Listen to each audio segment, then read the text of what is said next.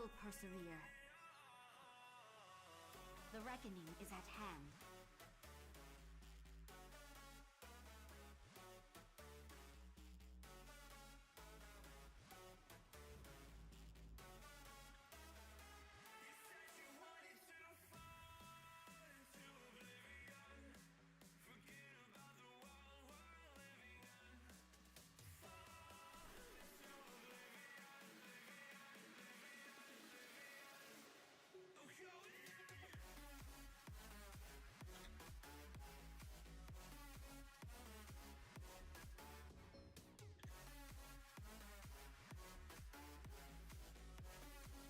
Our enemies will fall.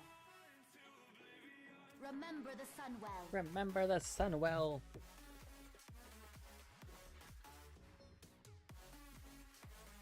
Bam, bam, bam, bam.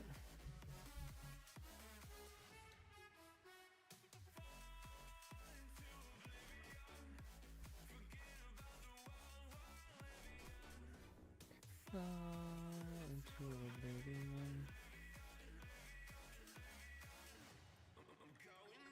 Warm wishes to you. Remember the lessons of the past.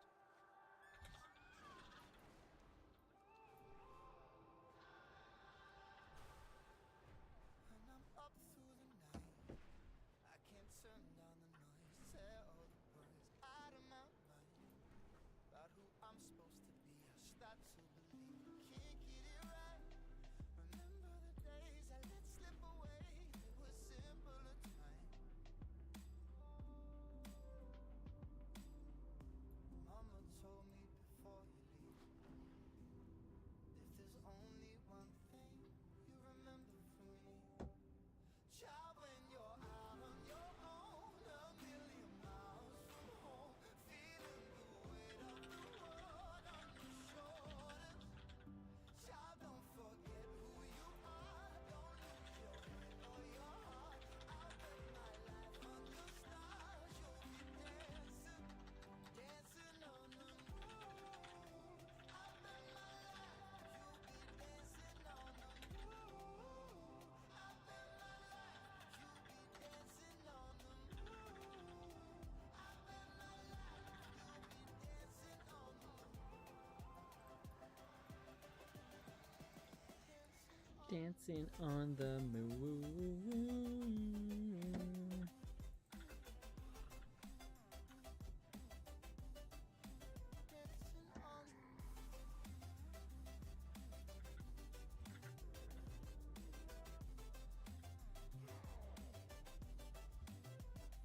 Hold them back at all costs! Hold them back at all costs, baby. Where I belong, still rolling the dice, praying sometimes don't last it long. I'm losing my faith, I'm walking away from what you knew all along. Mama told me before you leave, if there's only one thing you remember from me, Beg for your pitiful life. Run, coward! Run! Oh, I This go all the should way be around. amusing. I'm a rogue. Just picklocked it. Invaders have breached the defenses! You've been dancing, dancing on your own. Boo-doo-doo-doo. Archers, form ranks! On my mark!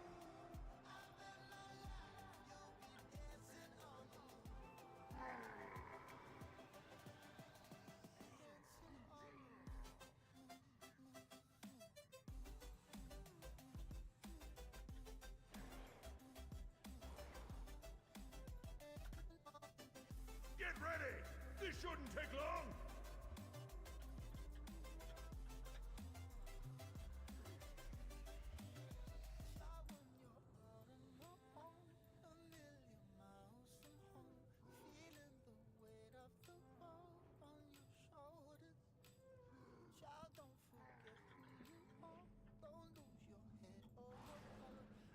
Ours is the true horde.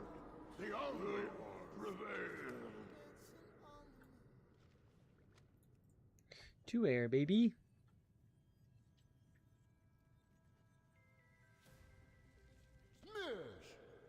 Smash. Why don't you let me do the talking? Why don't you let me do the talking?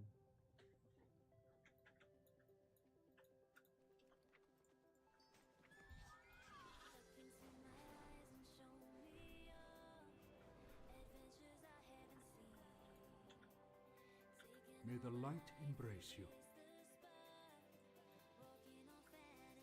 Safe journey, Arcanon Poros. Why not do the May your one days be Oreo long knockoffs? and your hardships few.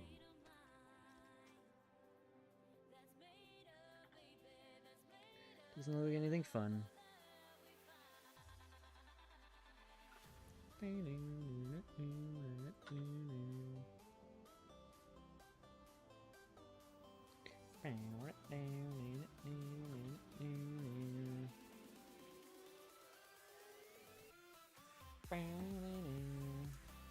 Completing some achievements make great unique non-combat items as rewards.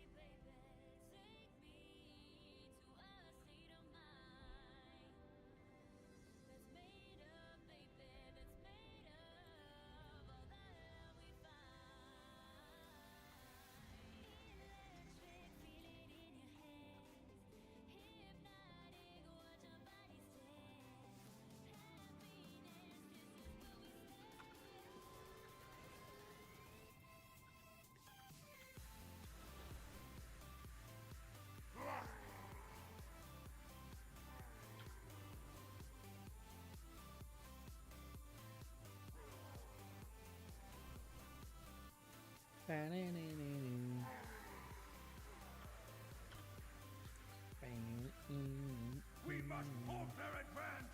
Take your position.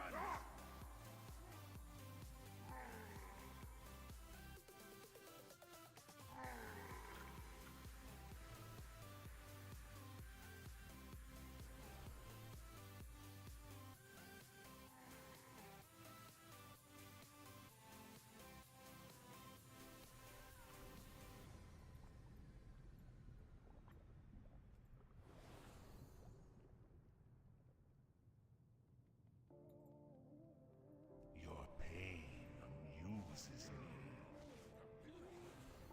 One pitiful wretch down. It is too far. Go on, shake another will fight. This should be amusing.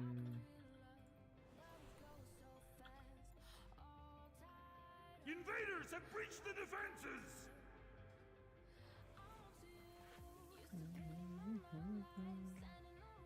We crafted 500 egg items.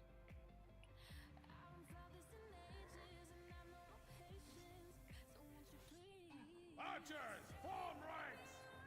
On my mark. Ready. Aim. We've done 2 for the village again. Ugh.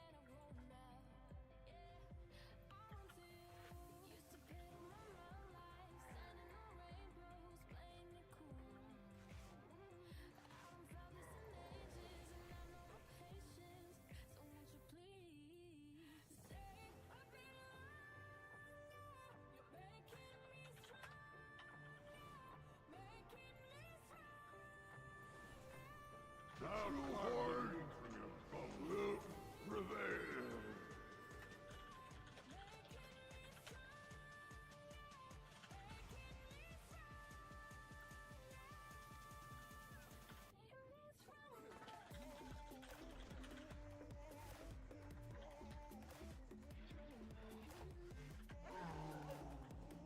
Me hungry is all your fault. I hate you.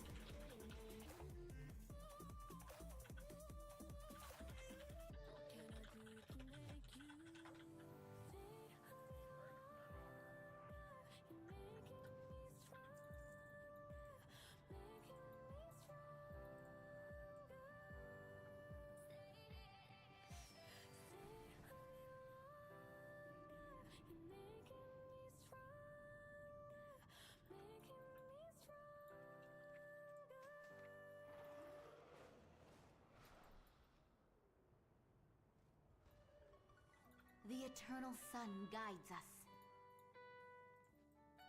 We will have justice. Everything has a price. Keep your wits about you. Everything has a price.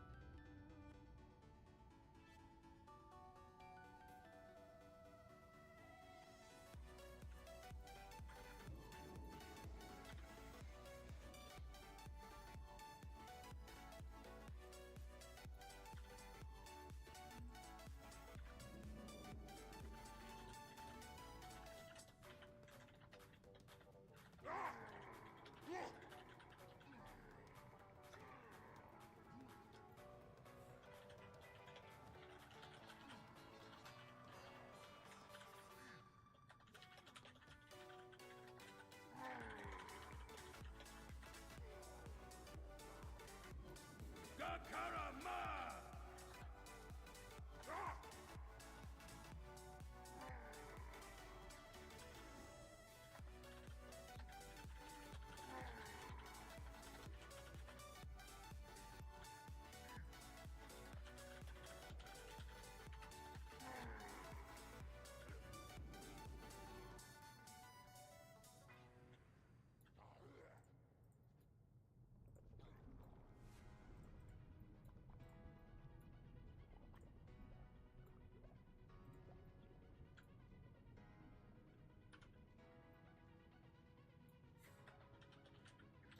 Your pain amuses me. One pitiful wretch down. Go on, take another one. Come on, show me a real fight. Show me a real fight.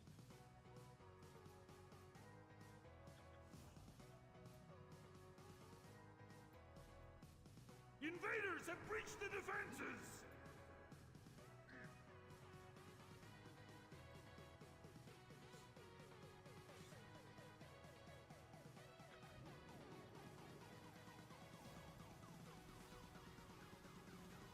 Archers, form ranks!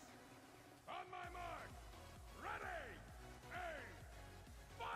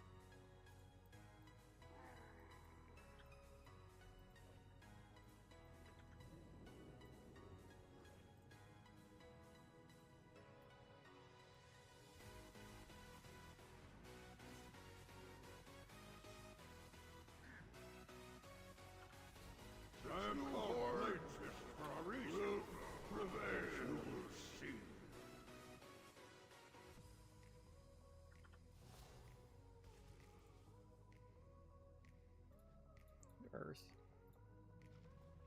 Fine. Replacement quickly! Warrior, step up! This is all your fault. I hate you.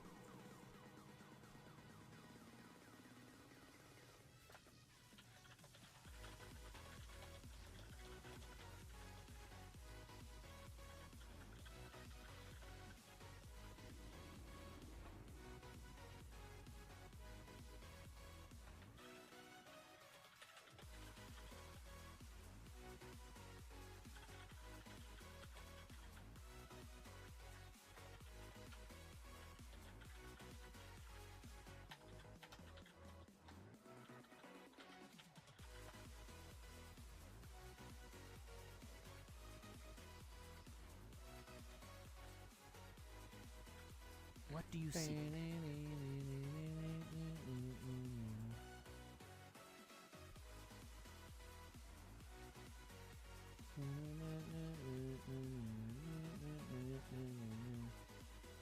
Show that.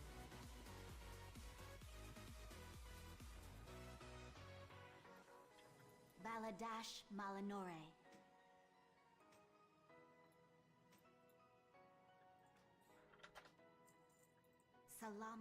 Salami Ashalinori.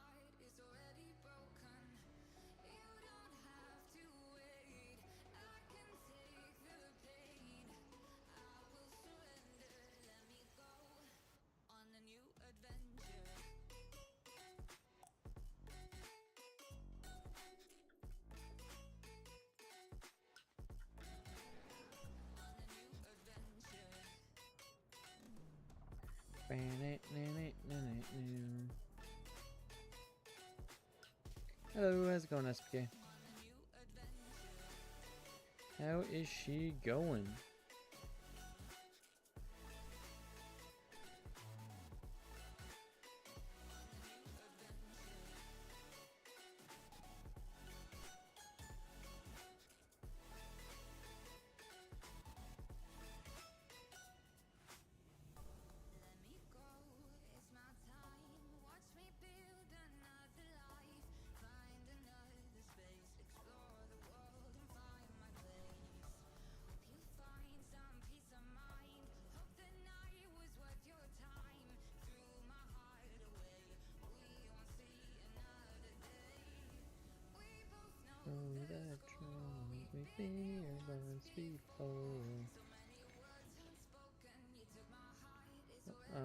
It's going okay.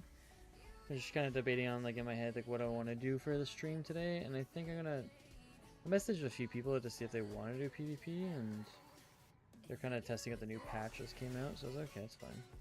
So I think I'm gonna farm some dungeons and for some primals for tailoring, to get my tailoring kind of started on and worked on.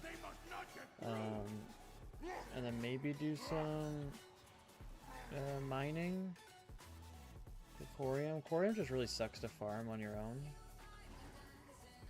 But, I mean, there's no one really around to farm with me anymore because they've all kind of moved on from TBC because I take too long.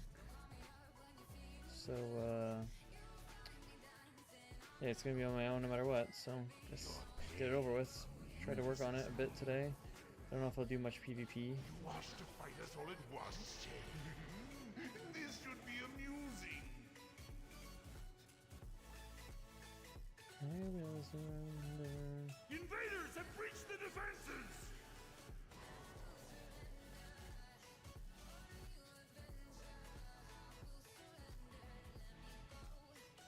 Here's a new adventure. Archers, form ranks! On I my will mark! surrender. I need to target something first.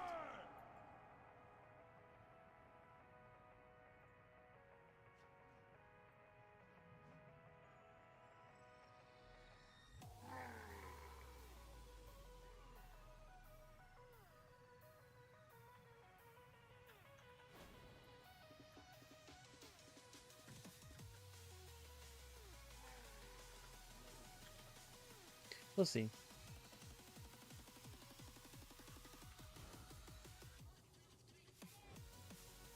Did you say you did work tomorrow or you don't work tomorrow? I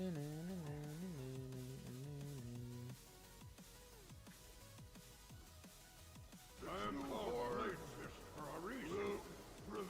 You will see.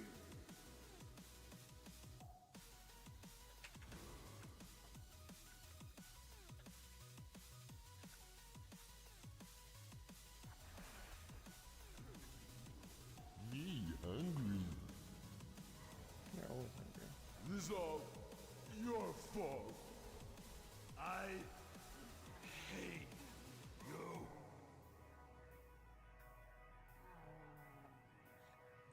I will surrender. Join the Next fight! warrior, now! Ravaka!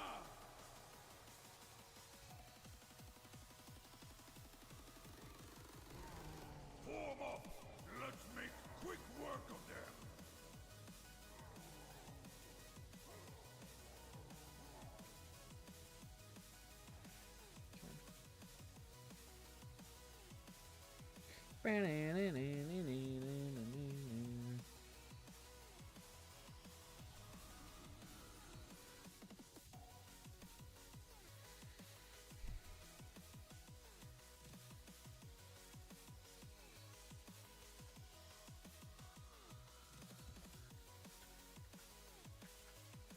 You wish to buy? Ooh, I wanted to Trade? check, essentially down here. I want to check when the Jays game was on today. Oh, it was already over, 5-1. So they won that series as well, didn't they?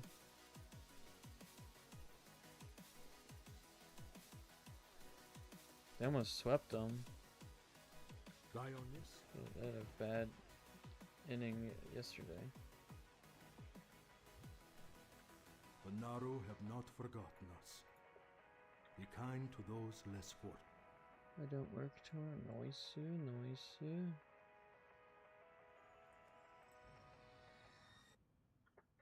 I will surrender.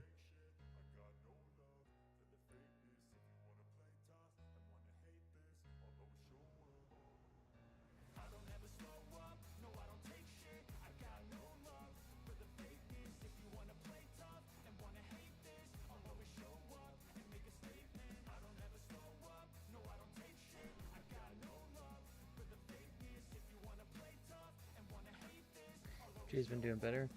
Well, the pitching's been doing better. The batting's still terrible. Well, it's not terrible, but it's better. It's not. Like, their pitching's been what's really good.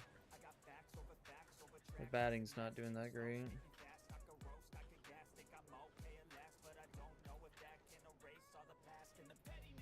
They do still need upgrades on their batting. Or to just do better. Get off of me, this ain't no humble brag.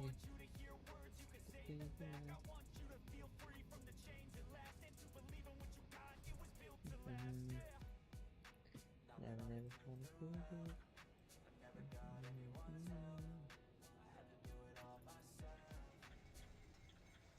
I'm gonna slow up, not like decent. Go to fakeness.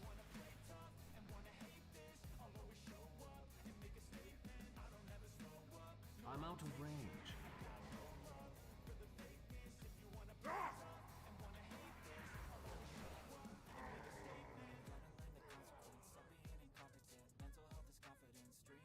Hold them back at all I costs! need to get closer. Replacement, quickly! Next warrior, now! Show Still them no a lot. quarter! Form up! Oh, still a lot of work, yeah. Yeah, their pitching is like super good.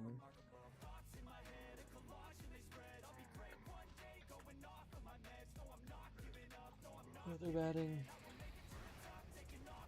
is mediocre. It's like 28th in the league.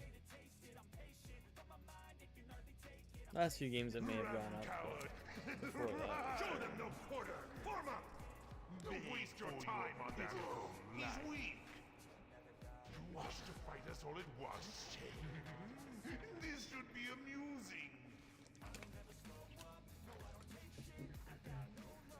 Show them no quarter! Form up! make a statement. Invaders have breached the defenses!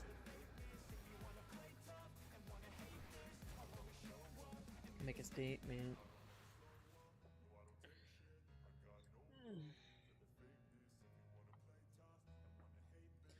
I freaking passed out yesterday. Archers, form ranks! On my mark! Ready! Aim! I literally Fire! got off stream, laid down, and I was probably out within not that long.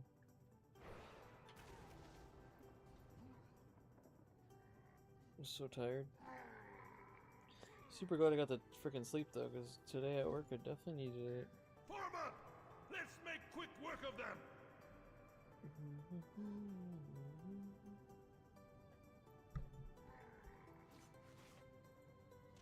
It's too far away.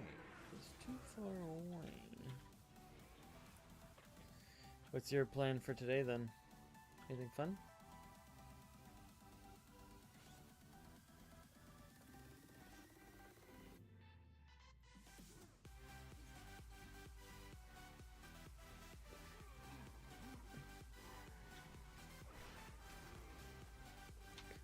Anything fun? I'm out of range. It's too far away. I am called Bladesmith for a reason. And choose prevail.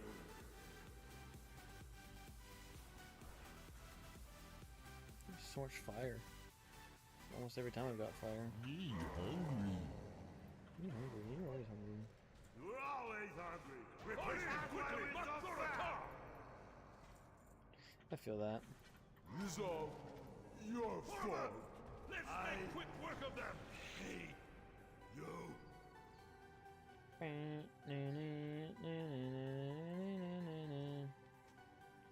It's better than mine.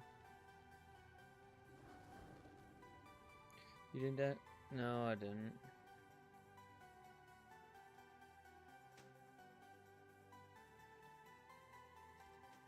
You can do it right now.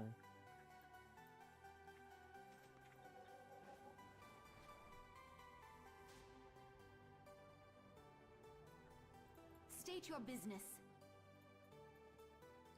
My business is my own. Shurel. Do not loiter. Ooh, no, Hold your head high. should I do it right now? Gotta work bingo tonight. They couldn't find anyone. I mean, you could just say no. You don't have to take the shifts.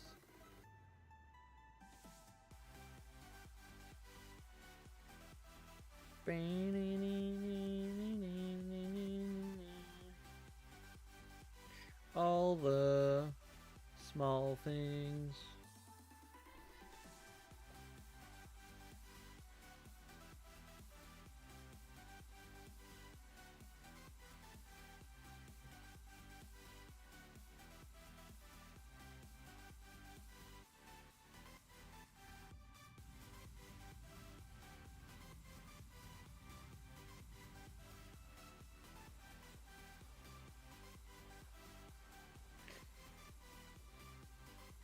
was just gonna ask you if you know it. So is that the last one that works? Is that the one I told you to get?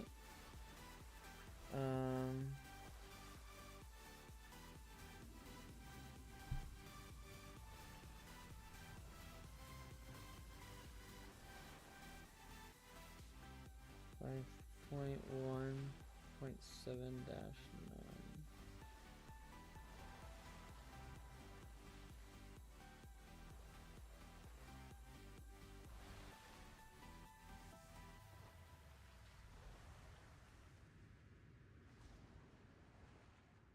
The point one dash this one.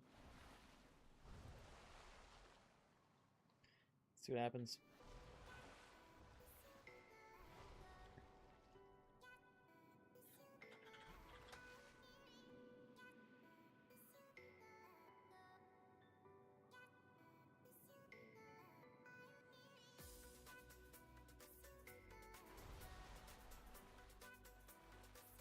Let's go, baby. We back.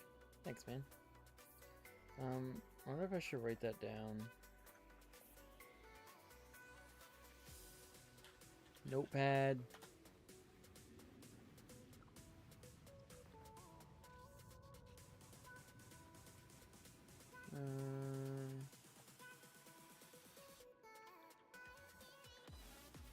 ATT add-on. I'm literally trying to copy and paste what you just wrote. Okay. So I always have that now. Shake yeah. Oh, frick, why did I do that? What if I go backwards here? Am I gonna get better luck if I go backwards? I've never gone backwards before here. No corium.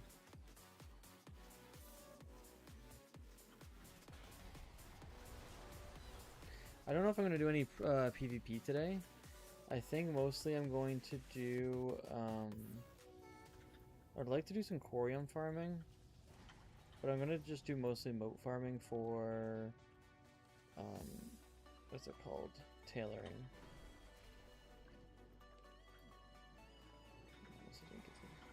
I don't like this going backwards thing.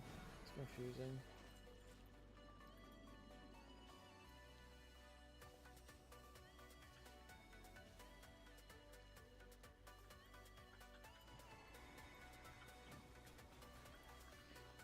So I don't really care which one it is, as long as it works, ATT, I'm fine.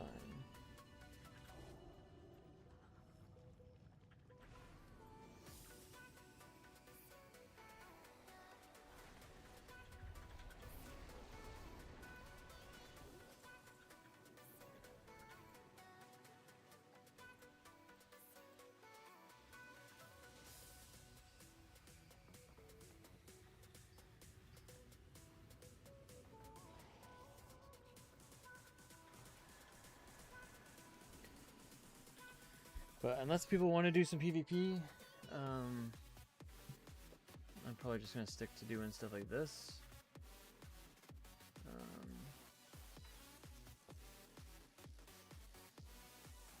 But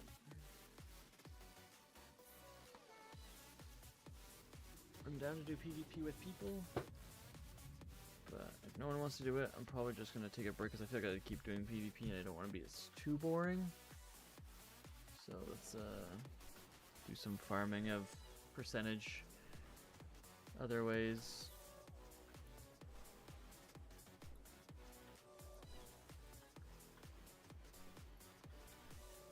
It'd be nice if I can start getting some people that actually do some PvP with like just battleground queuing for 2s, for 3s, for whatever.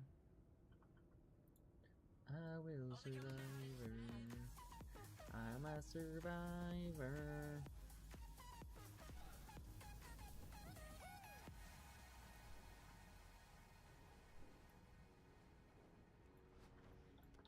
It's still recharging.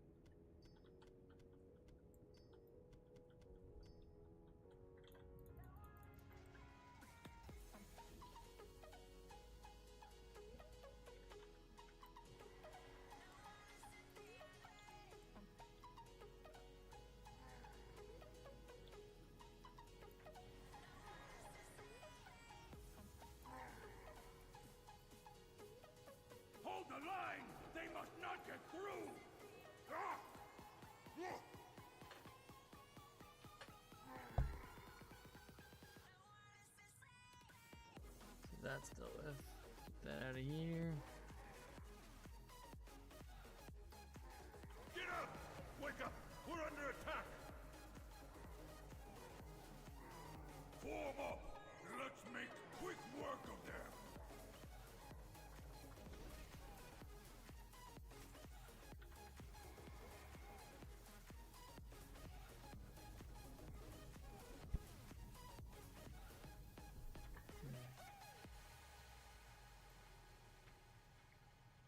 Your pain amuses me.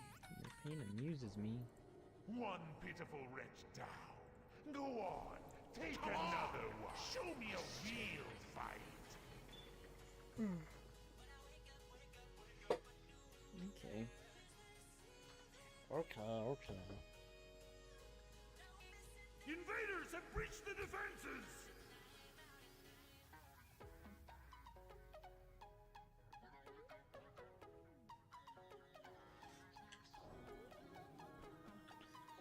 Okay. Archers, form ranks! On my mark! Ready! Aim! Aim fire.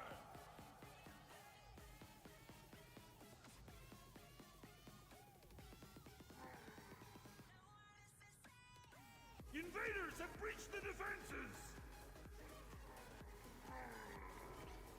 The question I've been thinking about is like, do I stream tomorrow? Cause I'm doing a shorter stream on Saturday. Do I stream tomorrow or do I edit? Archers, form And I was thinking about on my mark! I think I am gonna stream, and then cause I have to go out Saturday for like 2 hours.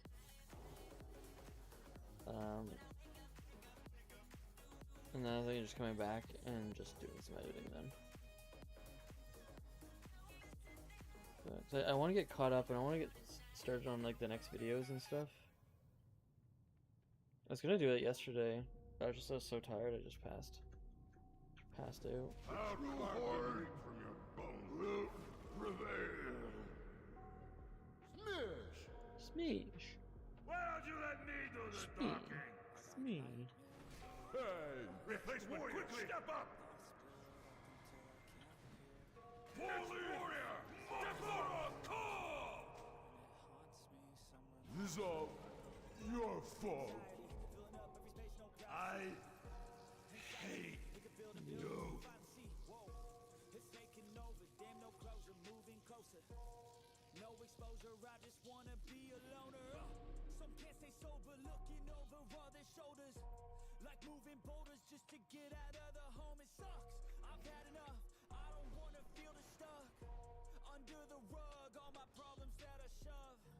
The dark times will pass.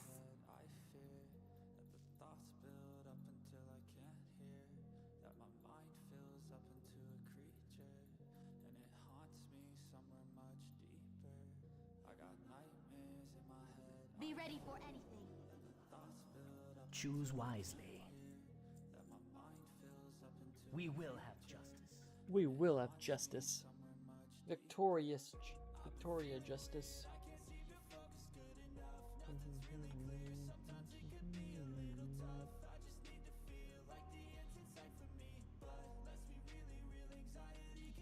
Yeah, stuff. Might get some PJs on. Some PJ pants. So comfy.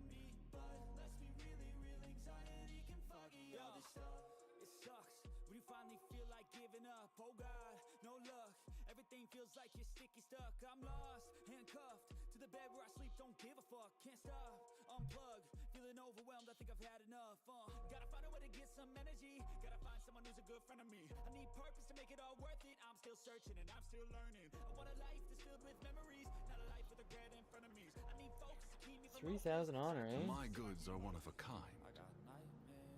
May my goods serve you well. 3,000 honor. Ooh, it's that top now. I think I have 331 every piece now.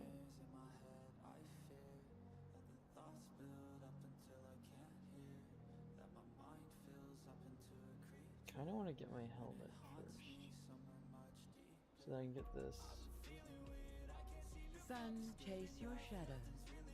Anaria Shola. How much does the helmet cost? Easy. So just get this first.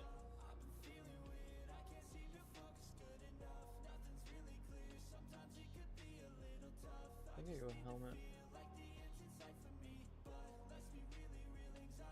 I think I make enchantment. Treat my wares with care.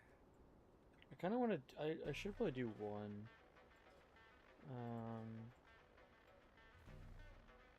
Ooh, do I really want to do that first though?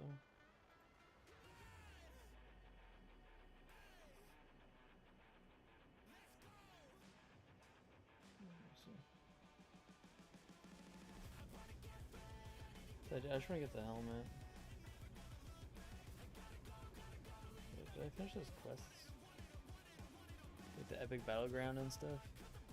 So I should probably do. I just want to get that piece to get out of the way. Slayer's Rise, ready for turn-in. I don't know where else to hand that one into. Rated Battleground Blitzer. Oh, that's just that one.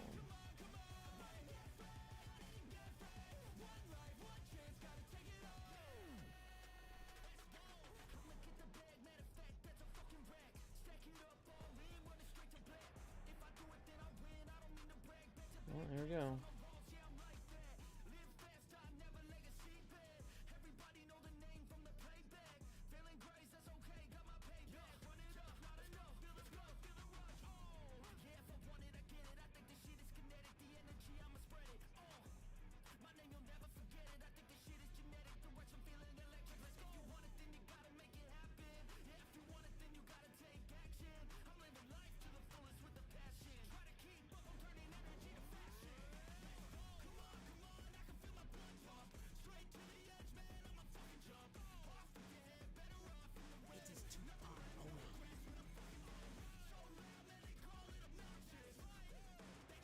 Good thing that was. So I don't want to get too far because it's just gonna kick me out.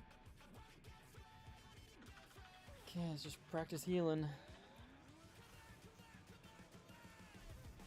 See how she goes. Eye of the Storm?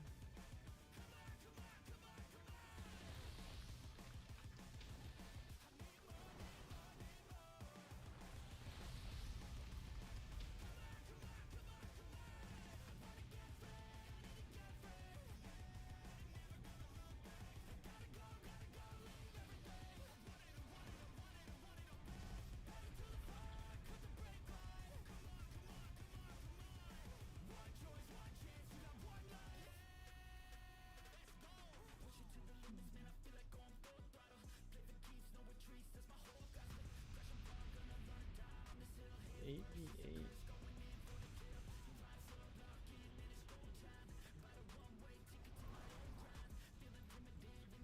No, where's 8v8?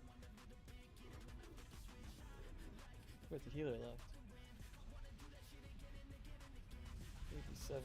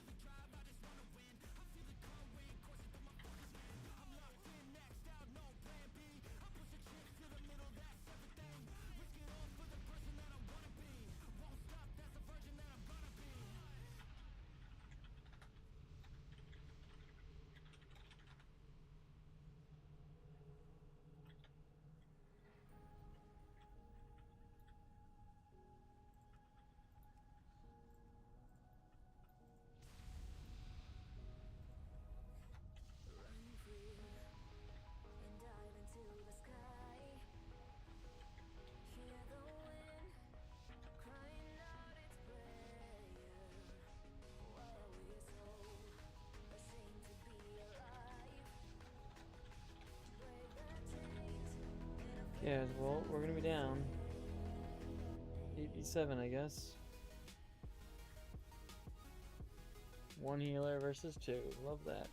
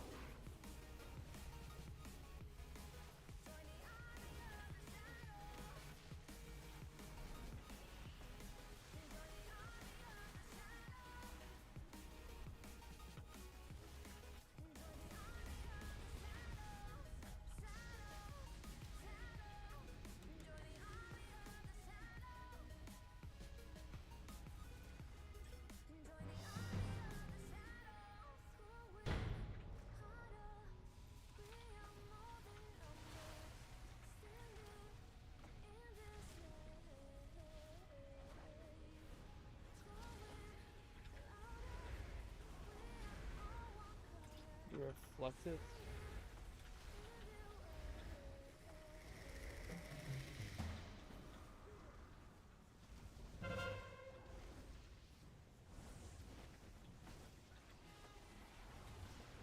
I do not have a target.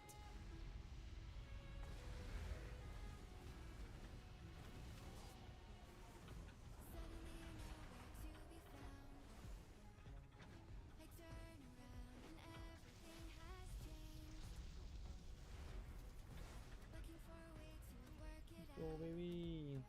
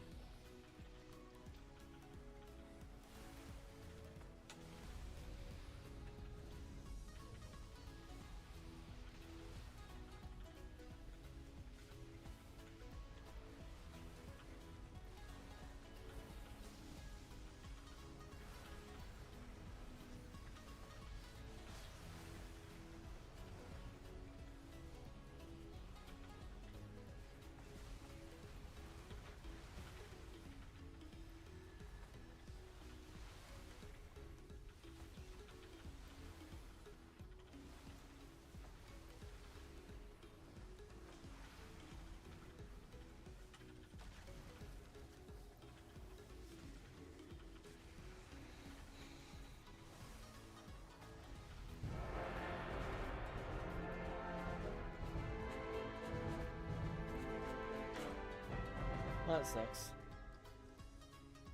Freaking healer leaves. Nothing you can really do over that. It's an 8v7, so it's a major downgrade right there. Losing a healer. Only got 2. Only get 2. Oh, I really want to do 2s. Hold them back at all costs! Ah! Ah!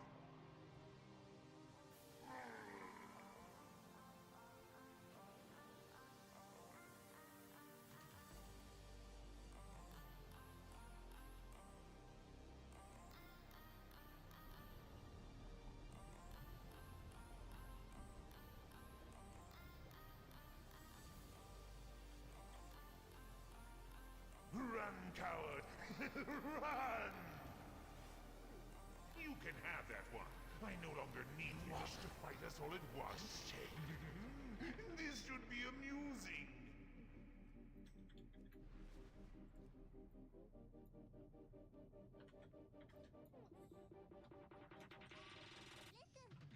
Invaders have breached the defenses!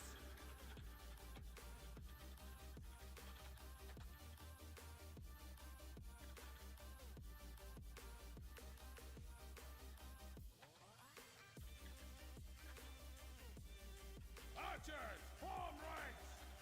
On my mark! Ready!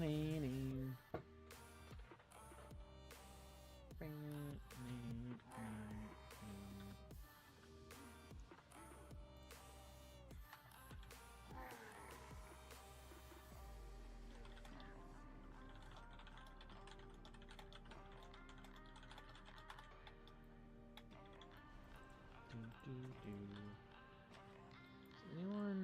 I want to try to do some 2s, man.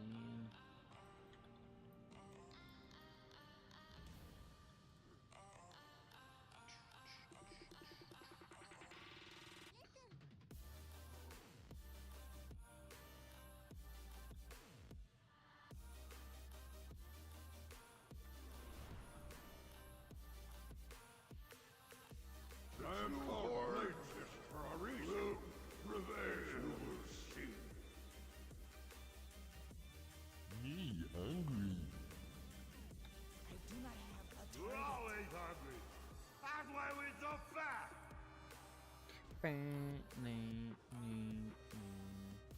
Everyone that's like 0 rating or low rating is just healers.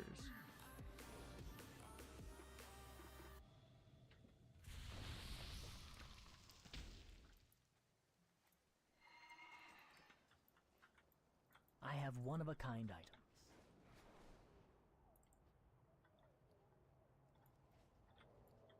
Baladash Malinore. Baladash Melanori. Shurelaron. Do my main and we'll do my druid after that, and we'll do some disenchanting and check kind of like where we're standing at for everything.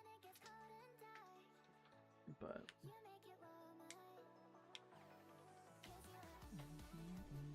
Hans, you gotta get freaking midnight already. Hans, come do some PvP.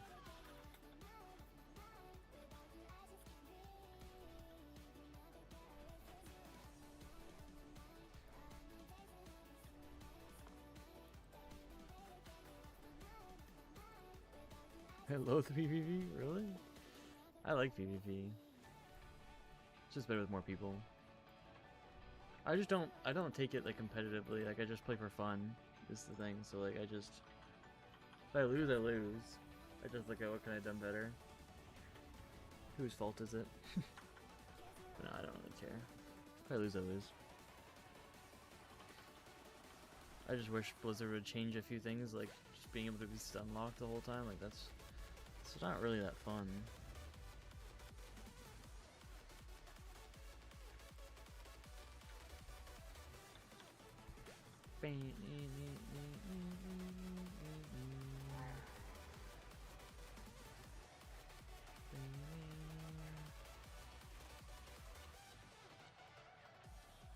Look, Nara! positions! Blah! Blah!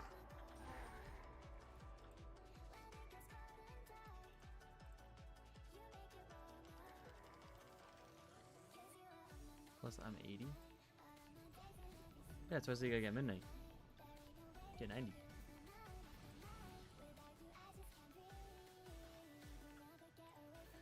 But if you don't want to do PvP, there's not really much point in getting 90. Run!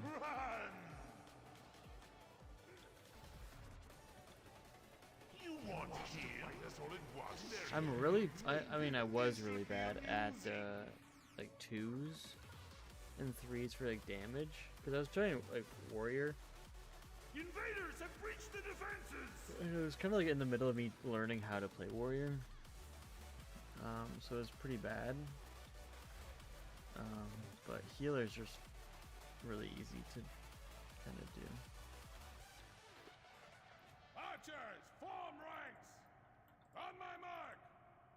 Ready! Aim! I just need to learn. I have like everything kind of decently. I just need to learn more of like communication, and I need to learn more like when to use certain things and when I don't need it.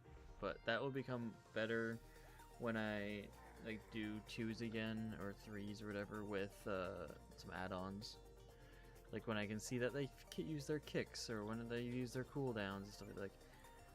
I can kind of time my defenses with their offenses, and then I can free cast if their kicks are on cooldown and stuff like. It'll help with that situation. Ours is the true horde! The only prevail! Mish. Why'd you let me do the talking? Hey!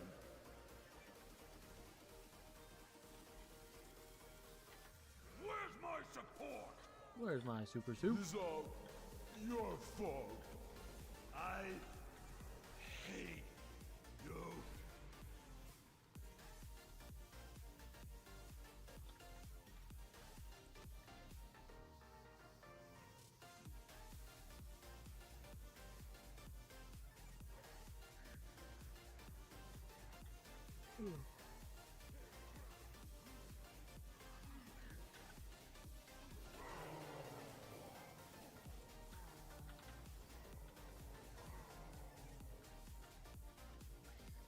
I need to learn what classes work really good with me. I think a lot of melee classes work good with shamans. I think. I don't really know. I mean, at low ranking and stuff, it doesn't really matter. You just kind of play what you can.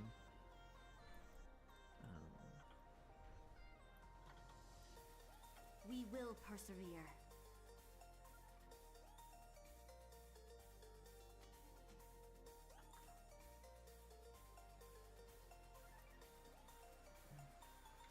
Salama. A salami, a shalanori. Your gold is welcome here. Stay the course. Stay the course. Okay. Let's see what. Actually, we have to do one more on my druid. We'll do one more on my druid, and then we'll see what I need to do other things. I think I'm gonna need more water. I only have like 1 or 2 waters now. So I'm gonna need to farm some water up. That's for sure. I need to get closer.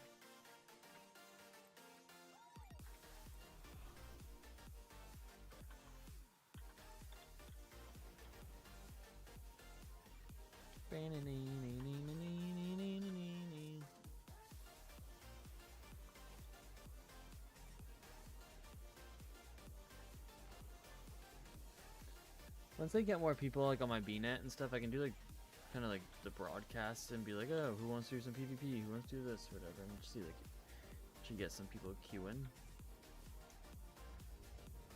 Oh, what did I just do? I forgot I was holding control and I was hitting buttons on the side of my mouse. I accidentally hit 1 after that, so then I went into freaking cat form, and then I hit travel form like last second and died. Doit.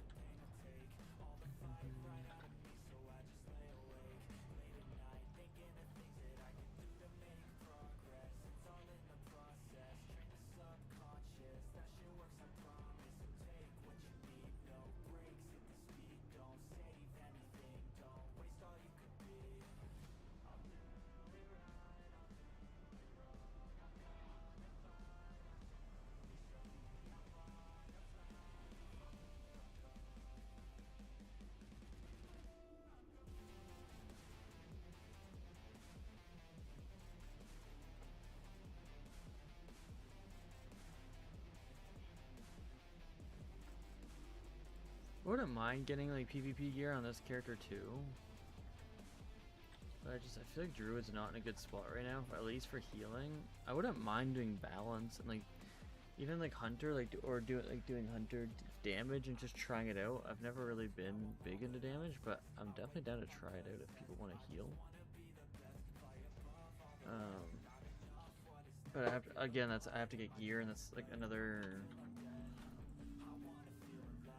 10-ish thousand honor I'm wasting, which is like 50 marks.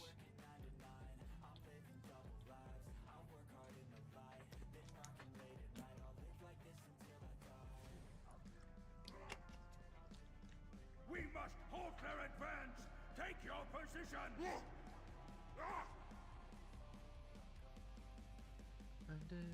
Form up! Let's make quick work of them!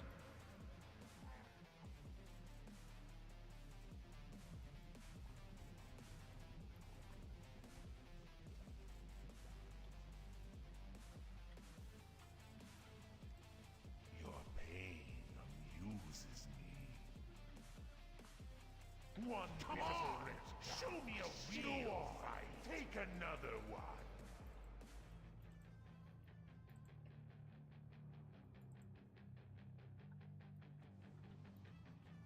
Invaders have breached the defenses!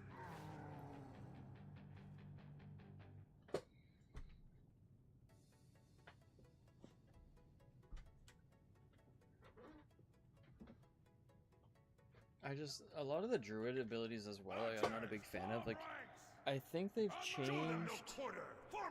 Yeah, they've changed Innervate to like to regenerating mana, which is better than what it was. I didn't like what it was, but the mana is not really useful. The only time mana is ever useful is basically in a raid fight, like a high-end raid fight, and a high-end like threes match. It's kind of the only times it's ever really useful. Mana just kind of, they just made it irrelevant.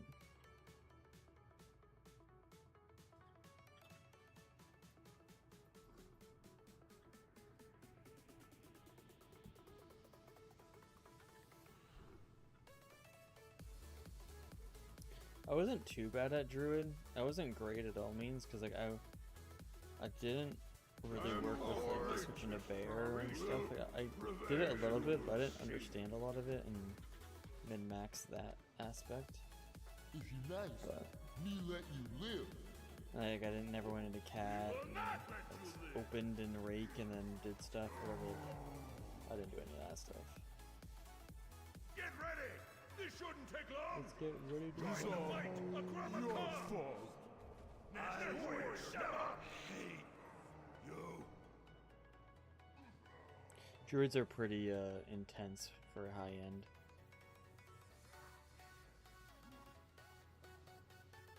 Wait for these guys to show up.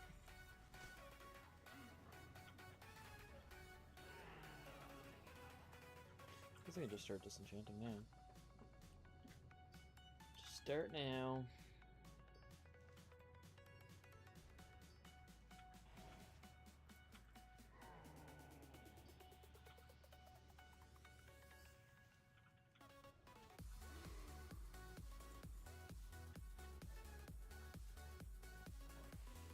I didn't even get more fire. I got like freaking 20 fire today. It's crazy. It's gonna be good for me, but We'll see.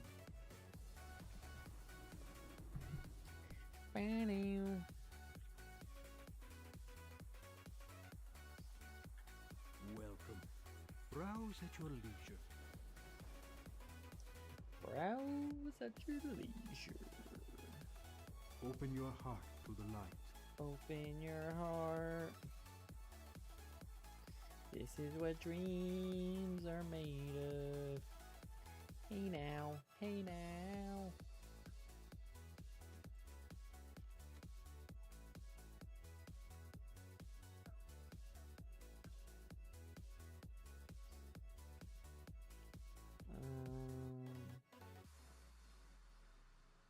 Where that goes. Okay.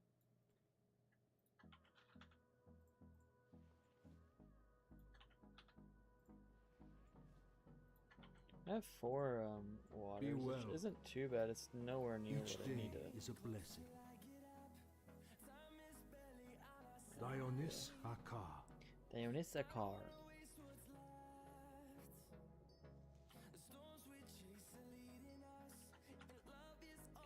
So we're basically making a whole bunch of this crap.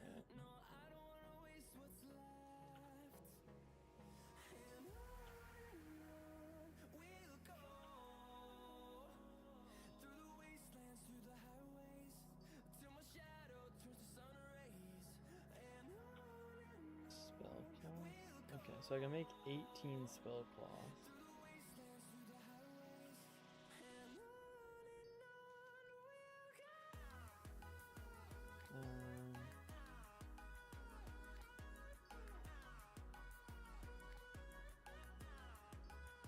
Spell cloth is one of the ones I was farming up.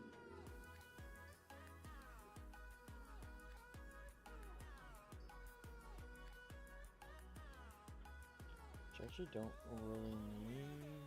I need shadow cloth the most. So it might actually just be a farm of. I think it's either I need to go get waters or I need to go get. What are they called? I need to go get water or shadow. We'll work on that. Moon cloth. I need a bit. A lot.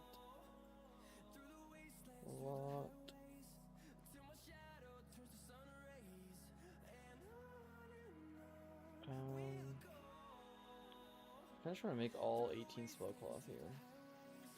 Spell cloth. So I need 6. Keep going to the freaking top.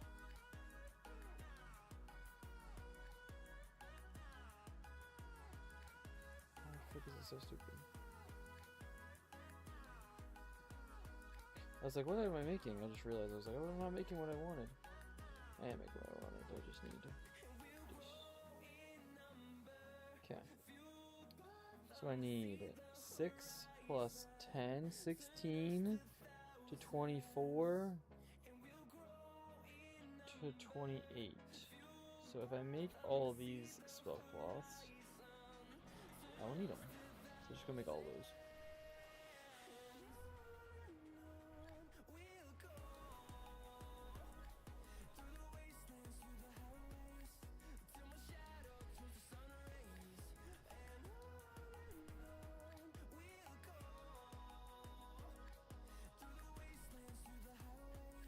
I need another storm.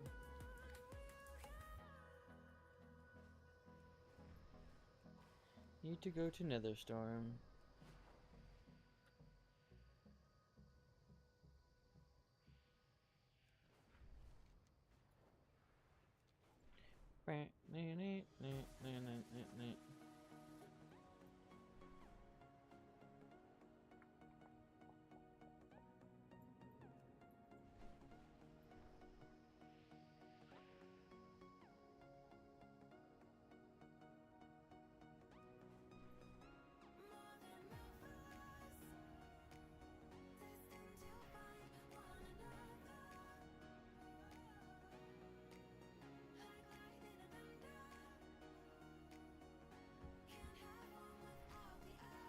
go sit down here, and we're gonna craft 18 of these bad boys.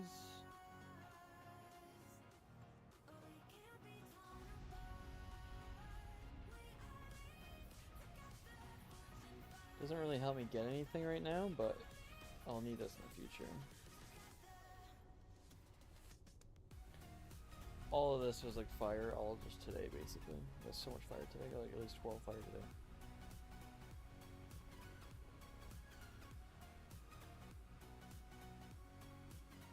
Okay.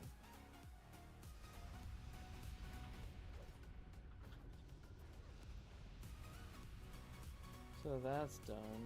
I'll probably make these 4 as well.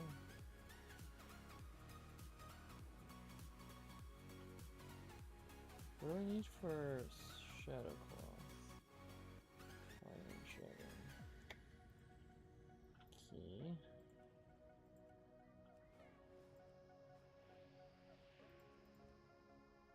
Cool.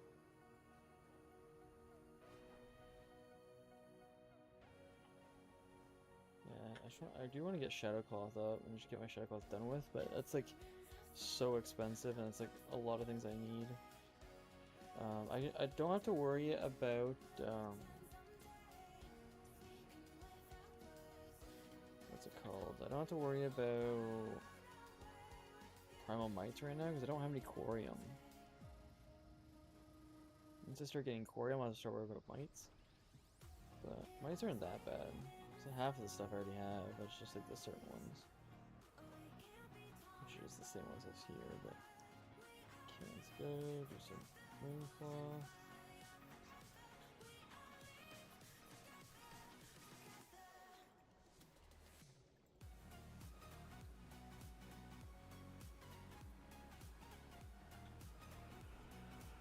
Remember, I accidentally made this stupid bag before. Didn't mean to. Okay. Maybe over here now, probably. Okay, that's all done. Open your heart to the light. That in there, that in there, bank. Dink, dink, dink. Dink it and sink it.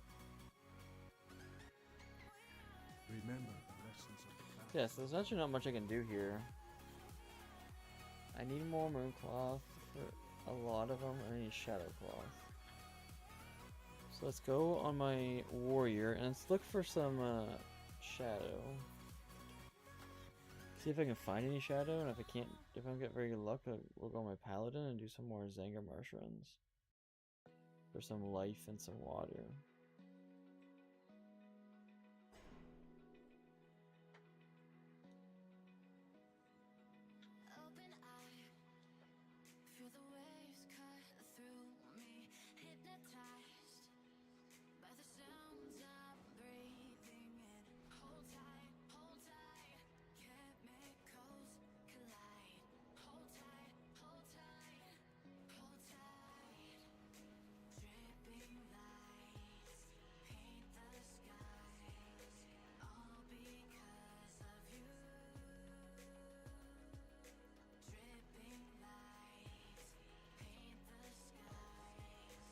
All because of you. One more time.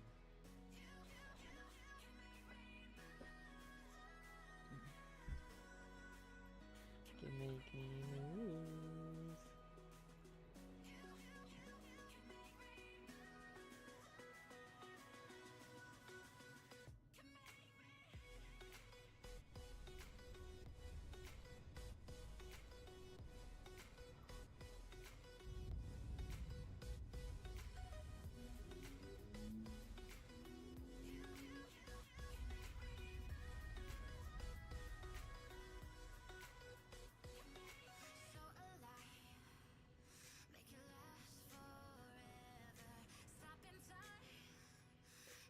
I'm surrendering. Oh, first ore the freaking day, baby. It's only 2, but it's better than nothing. That's a whole freaking Korean bar right there.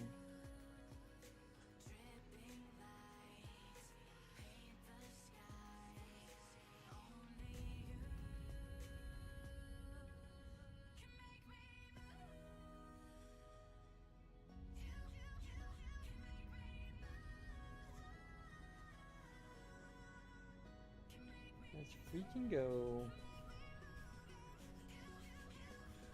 Massive.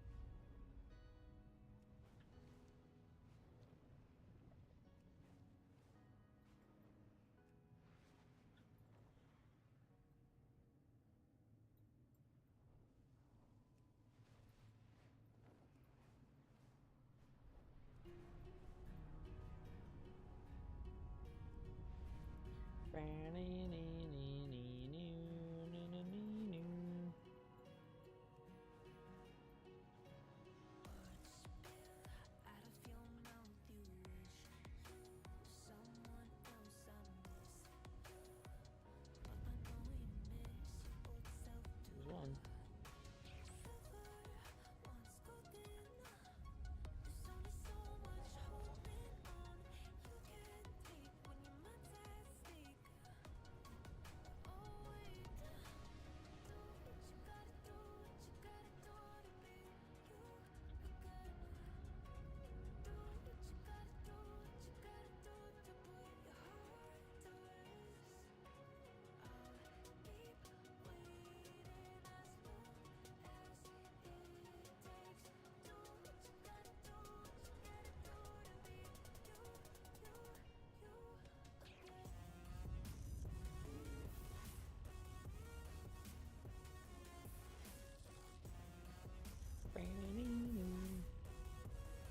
Ooh, another one.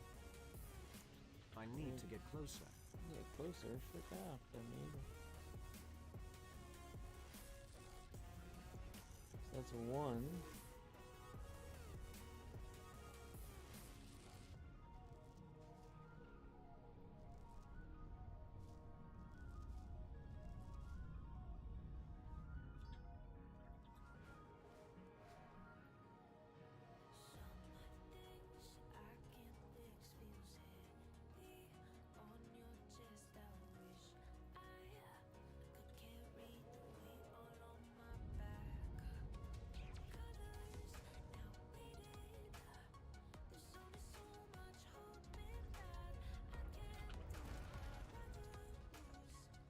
Ding, bing, bing, bing, bing, bing, bing. Oh.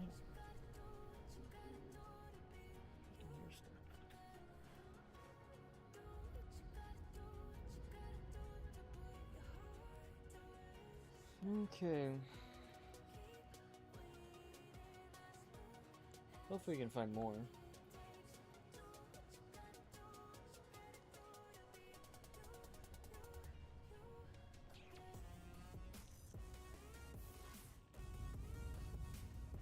Corium is the big one.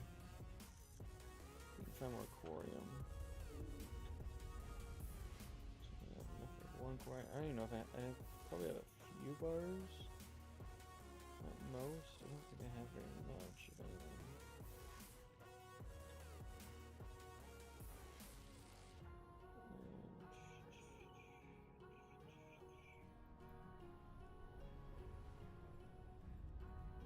I have one bar on me, so that's 2 bars I have. 2 out of 20 for the first item. At least I need another 100. Oh, baby, a double. Another 2. Both lowest rolls possible. It's better than nothing. Better than nothing.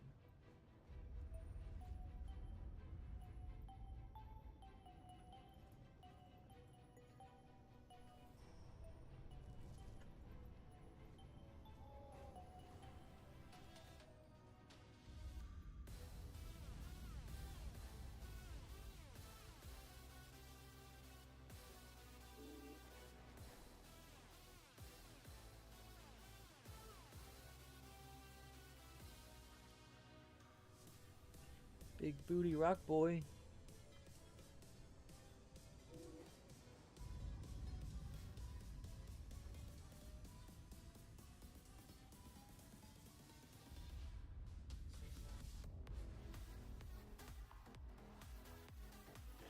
I wonder if I could do something like this.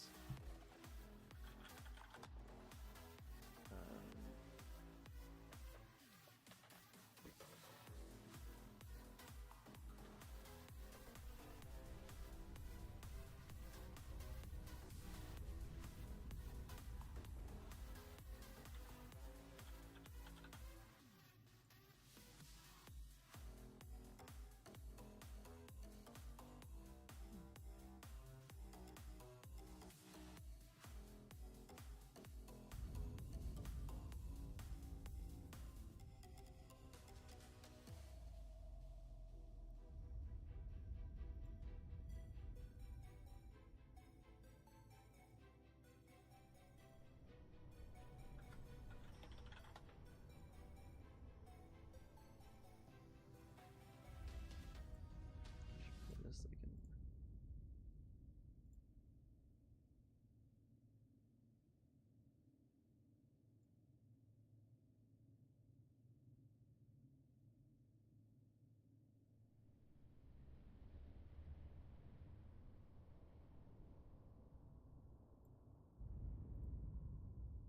To the library, everyone. Today, our tale takes us into the depths of Azeroth's history as we uncover the lore of Duskwood.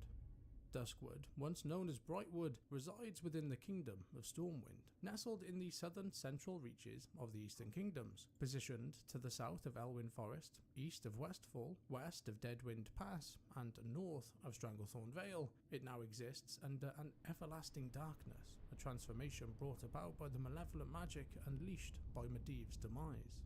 This once scenic part of Elwyn Forest now stands shrouded in gnarled trees with a thick black fog covering the woods, invoking an aura of intrigue, a land of mystery we aim to unravel in this very narrative. The story of Duskwood commences a remarkable 10,000 years in the past, in an era after the fragmentation of the supercontinent known as Kalimdor into the recognizable lands of today in the aftermath of the Great Sundering. A time when the Night Elves reigned supreme over the lands. Their ascendancy stemmed directly from the bestowed power of the original World Tree, Nordrassil, situated atop of Mount Hyjal at the new Well of Eternity's location. The great dragon, Alexstrasza, imbued the tree with vigor and vitality, gifts that augmented the Night Elves' strengths. Additionally, Ysera's blessing bound the tree and the Elven Druids to the Emerald Dream, granting them unhindered access to her realm, previously accessible only through arduous meditation. However, the most crucial of the blessings came from Nosdormu, ensuring the Night Elves' immortality as long as the tree endured. Embracing this power, the Night Elves delved deeper into Druidism, establishing one of Azeroth's most expansive and formidable empires. Some Druids, driven by their relentless pursuit of knowledge, ventured into forbidden territory by assuming a Druid form deemed taboo to combat the Satyrs during the War of the Satyr. For a deeper insight into the events surrounding this conflict, explore our dedicated tale, accessible through a secure portal provided in the description below. The aftermath of this war led to the establishment of the Cenarian Circle, a cohesive organization tasked with guiding and overseeing the practices of the world's druids. Among the founding members of the Cenarian Circle stood Fandral Staghelm, a venerable night elf renowned for his knowledge and wisdom. For millennia, Staghelm dutifully contributed his expertise to the Circle until a perilous revelation came to light. A peculiar metal known as Saronite began to emerge in various regions across the world of Azeroth. This mysterious substance is intricately linked with the old god Yogg-Saron. Despite the old god being confined within Ulduar, his ominous influence persisted. His black blood seeped into the world and crystallized into this Saronite. This malevolent metal possesses the capability to corrupt all it comes into contact with. The appearance of Saronite on Azeroth was first documented approximately 4,500 years ago, manifesting in areas such as Ashenvale, Crystalsong Forest, Feralus, the Hinterlands, and notably Duskwood, referred to as Brightwood during that era. When Staghelm caught wind of these widespread Saronite deposits plaguing the lands, it is rumoured that he bypassed consulting the Cenarian Circle and instead took matters into his own hands. In a bid to halt the spread of Saronite across the world, Staghelm and his closest followers secretly obtained 6 enchanted branches from the World Tree Nordrasil. They then strategically planted these branches in Ashenvale, Crystalsong Forest, Feralus, the Hinterlands, and in an area of Duskwood known to us today as the Twilight Grove. And from these branches grew the Great Trees. These Great Trees effectively purged the Saronite deposits from their respective regions. Encouraged by their success, the Druids planted the final and most significant bough in Northrend, where it rapidly grew into the world tree known as Andrasil. Over time, these great trees flourished in their designated locations. Despite their pivotal role in eradicating the Saronite, the significance of these great trees gradually waned in the ensuing millennia. They left many adventurers puzzled about their origins upon first encountering them. Each great tree is accompanied by a portal, and it is said that the Druids could utilize these portals beneath the great trees to traverse the Emerald Stream. Unbeknownst to the Circle, Yogg-Saron had exploited the trees planted by Staghelm, using them as a conduit to access the Emerald Stream. Through these trees, the old gods disseminated small seeds of corruption into the Dreamways, eventually polluting the dream and giving rise to what would later be known as the Emerald Nightmare. Additionally, the dragons of the Nightmare emerged from these portals, guarding the portals with utmost dedication, deterring even the most there is seasoned ore that of spawns over here, fighters. but I don't think there's ever any. Advancing through time, the next notable milestone other in our things over exploration of Duskwood's tale is the arrival of the humans. In ancient times, human tribes hailing from the kingdom of Arathor flourished in the northern regions of what we now call the Eastern Kingdoms. Arathor's influence persisted for over a millennium until it fractured into the Seven Kingdoms. Around 1,200 years before the events of the Dark Portal, noble families from Strom sought to depart the Arathi Highlands, seeking greener pastures in the northern territories of Lordaeron. Alongside this, led by Faldir, a descendant of Thoradin's lineage, some remaining Arathi descendants embarked on a southward expedition to establish Stormwind.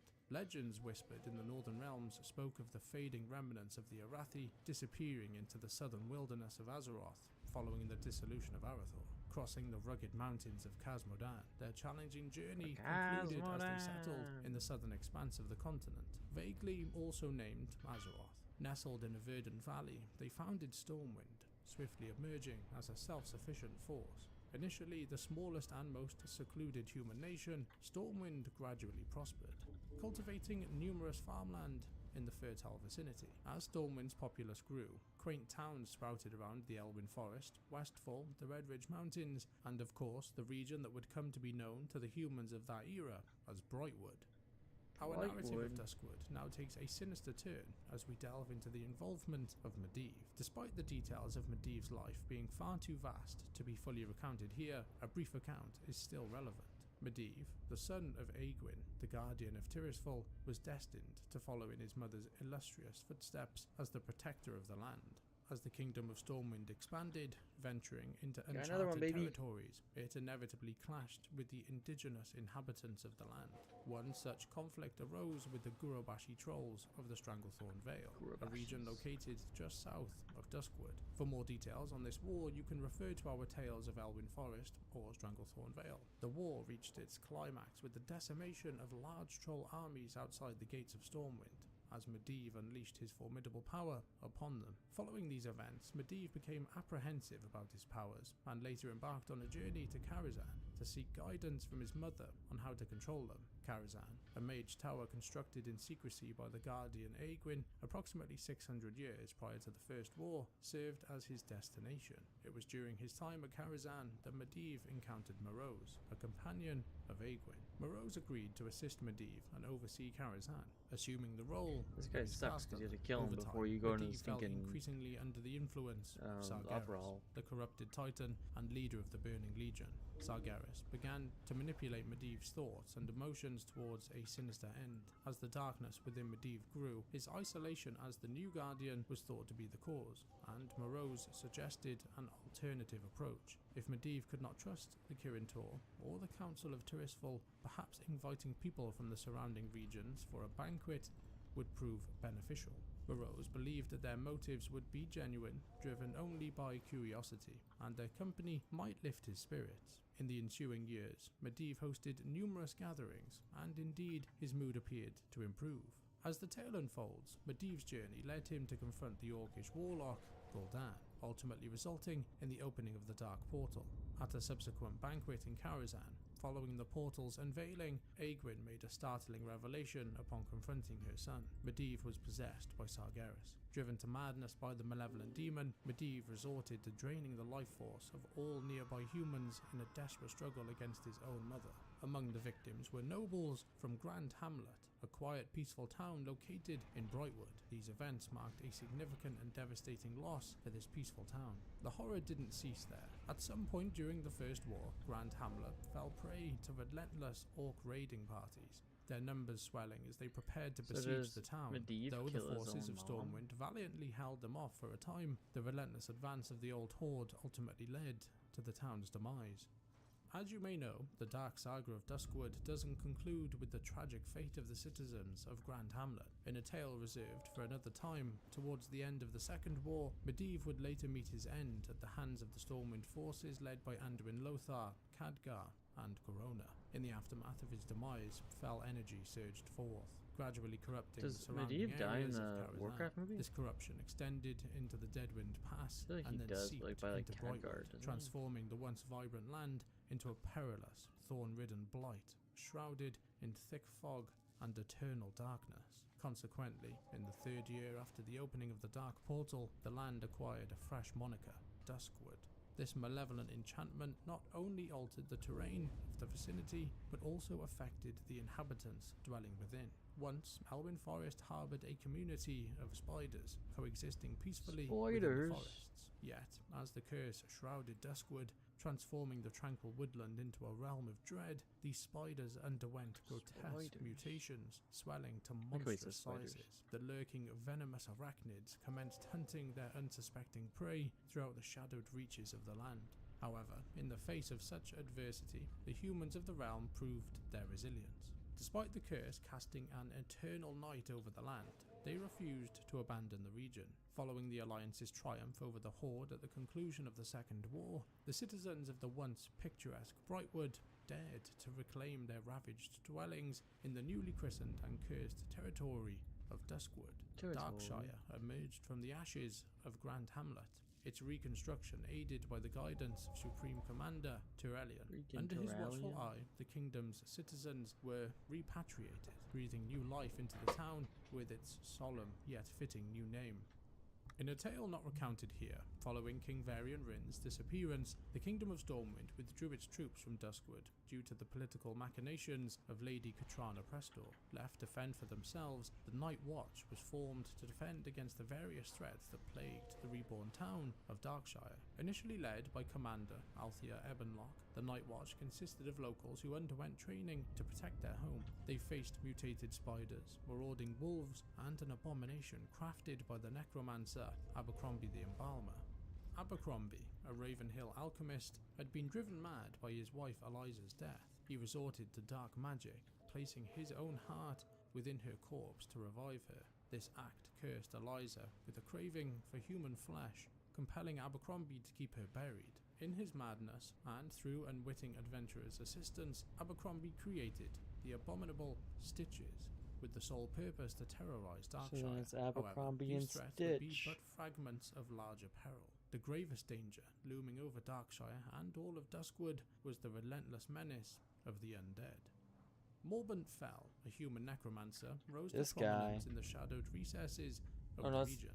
Driven by visions of conquest, he raised an army of the undead from the graves of Duskwood, and he also acquired deceased bodies from the grave robber known as Dextran Ward. Ward would later be executed for his heinous crimes after serving time in the Stormwind stockades. From his eerie abode atop Forlorn Row in Ravenhill Cemetery, Morbant Fell wielded control over the undead hordes. Legend has it that Morbant Fell was linked to a sinister group known as the Dark Riders, a connection we'll delve into following this next tale of sorrow. As darkness continued its relentless advance across the land, some brave townsfolk ventured forth to uncover its source. Soon after setting out on their quest, the citizens of Darkshire vanished without a trace, their last known whereabouts being the foreboding Tower of Karazhan. This place believed to be the epicenter of the curse shrouding the land. A rescue mission was swiftly organized, entrusted to 3 battle-hardened individuals. Leading the charge was Duggan, a paladin loyal to the Kingdom of Stormwind and the Order of the Silver Hand. Having witnessed the horrors of the Second War, Duggan had made his home in Duskwood, with his wife Adina and their twin daughters, Lonia and Lyran. Joining him were his companions, Carden, a stout dwarf from the Wildhammer clan, and Voldana, a high elf hailing from the hinterlands. Together they braved the night, their mission clear, to rescue the missing townsfolk of Darkshire. Following the trail of clues, the trio found themselves at the foot of Karazhan's cursed tower. Inside, they were met with chilling sights, tormented spirits haunting the corridors, echoes of lives lost within the tower's walls. Amidst the shadows, they encountered Terestian Ilhoof, a corrupted satyr, and in the ensuing battle, Duggan met his untimely demise. Though fate claimed their leader, Carden and Voldana managed to escape the tower's grip, fleeing the horrors within. Carden and Voldana conveyed the heartbreaking news to Duggan's wife, Adina. Consumed by grief, Adina's mind faltered, rendering her incapable of caring for her twin daughters. In a noble gesture to honor their fallen comrade, Voldana and Carden decided to raise the girls as their own. Lonia found her home in Queldanel Lodge, nestled in the hinterlands under Voldana's care, while Carden raised Lyran in Airy Peak.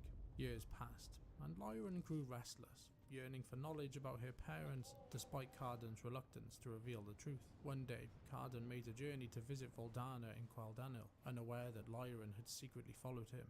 It was then that Lyran discovered her long-lost twin sister, Lonia. Their reunion prompted Carden to share the family's tragic history, a tale of a valiant paladin named Duggan, their mother Adina, and the dark events that unfolded within Duskwood. Determined to uncover the truth about their mother, the twins embarked on a journey to Darkshire, where they found their old home, now shrouded in darkness. Attacked by ghouls upon arrival, they were rescued by Watcher Dodds and his Night Watch soldiers. The Watcher's leader, Commander Althea Ebenlock, brought grim news. Their mother tragically ended her own life, and her corpse had been reanimated into an undead and was amongst those that threatened Darkshire. In a grim task, the twins set out to release their mother's soul from its prison of undead flesh. With determination and sorrow, after they had severed her so much decayed lore in flesh, Duskwood. they laid their mother's soul to rest in a fresh grave in the hinterlands. It was at this solemn moment that the girls pledged to journey to Karazhan and liberate their father's spirit, ending his perpetual suffering for good. Years passed, and the twins, now young women, honed their skills. Lyran emerged as a skilled warrior, while Lonia, adept in magic, sought to contact their father's spirit. Duggan's warnings went unheeded by Lyran, who remained resolute in her quest to free him. In secret, they journeyed to Karazhan, where they encountered visions of the past and their father's tormentor, Terestian Ilhoof. In a fierce battle against their father's killer, the twins emerged victorious, but not unscathed. Duggan's spirit had intervened to save them from treacherous enchantment. Despite their efforts, Duggan's spirit remained bound to Karazhan. As danger loomed, the twins made their escape. Though they couldn't free their father's spirit, they found solace in knowing his resilience mirrored their own, a testament to their unbroken spirit in the face of the darkness. Transitioning from one sorrowful tale to another, Duskwood bears the burden of Death's stories, embodied by the intimidating figure of Morladim. Clad in armor, this skeletal warrior roamed the Ravenhill Cemetery in Duskwood, a testament to the tragedy that marked his mortal life and then his afterlife. Morladim, once known as Morgan Ladimore, epitomized valor and nobility as a renowned knight. His life's mission was to champion the cause of the innocent, the downtrodden, and the afflicted. Married at the age of 18 to a maiden named Elise, Morgan's life took a drastic turn when the Third War erupted in Lordaeron. Joining forces with Uther the Lightbringer, Morgan faced harrowing trials, witnessing the dissolution of the Knights of the Silver Hand, the fall of Uther, and the scourge unleashed by Kel'Thuzad and the demon lord Mal'Ganis. After returning home to Duskwood after the war's end, Morgan was met with even more devastation. His abode lay in ruins. Despite suggestions that his family might have perished and that they might be found in the graveyard, Morgan resisted, initially heading towards Lakeshire. Yet an unforeseen force drew him to the Ravenhill Cemetery, where he spent hours scouring the graves, finally discovering the resting places of his wife and 2 of his children. Amidst his torment, he did not realize that he had not found the burial of his 3rd child. Consumed by mourning turned to rage, Morgan, driven to madness, lashed out at the gravestones, unwittingly attacking cemetery attendants who attempted to intervene. After regaining his senses, Morgan was horrified by the carnage he had wrought, and overwhelmed by despair, took his own life. The following day, Morgan's corpse and those of the attendees were discovered, and they were hastily buried in a secluded section of the cemetery to prevent further unrest. However, days later, Morgan's grave was found disturbed, and his body was missing. Cursed by his unrelenting grief and the innocent lives he had unwittingly taken, Morladim emerged from the grave, an undead entity haunting the very lands he once swore to protect, preying upon unsuspecting citizens. In the tale of Morladim, one citizen holds particular significance: Sarah Lattimore, the 3rd child, whom he had not encountered in the graveyard prior to his descent into madness. While Morgan believed his family to be all deceased, Sarah had actually survived and later joined the Night Watch, spending much of her life grappling with the circumstances surrounding her father's demise. Commander Althea Ebenoff of Darkshire embarked on a mission to end the terror wrought by the skeletal menace. In the 25th year, she sought the aid of adventurers in her quest against the undead threat. When Morladim fell to Alliance adventurers dispatched by the commander, she revealed the truth to the residents about Sarah's connection to Morladim, and dispatched some of them to inform her that he had finally been vanquished after years of terror. Upon receiving the news, Sarah expressed regret for her inability to intervene and asked the adventurers to bring her ring to her father's grave, symbolizing her well-being and absolving him of responsibility for his actions. This gesture of love allowed Morgan to find peace in death, alongside his wife, seeking forgiveness for his sins in the light upon learning that his daughter was alive.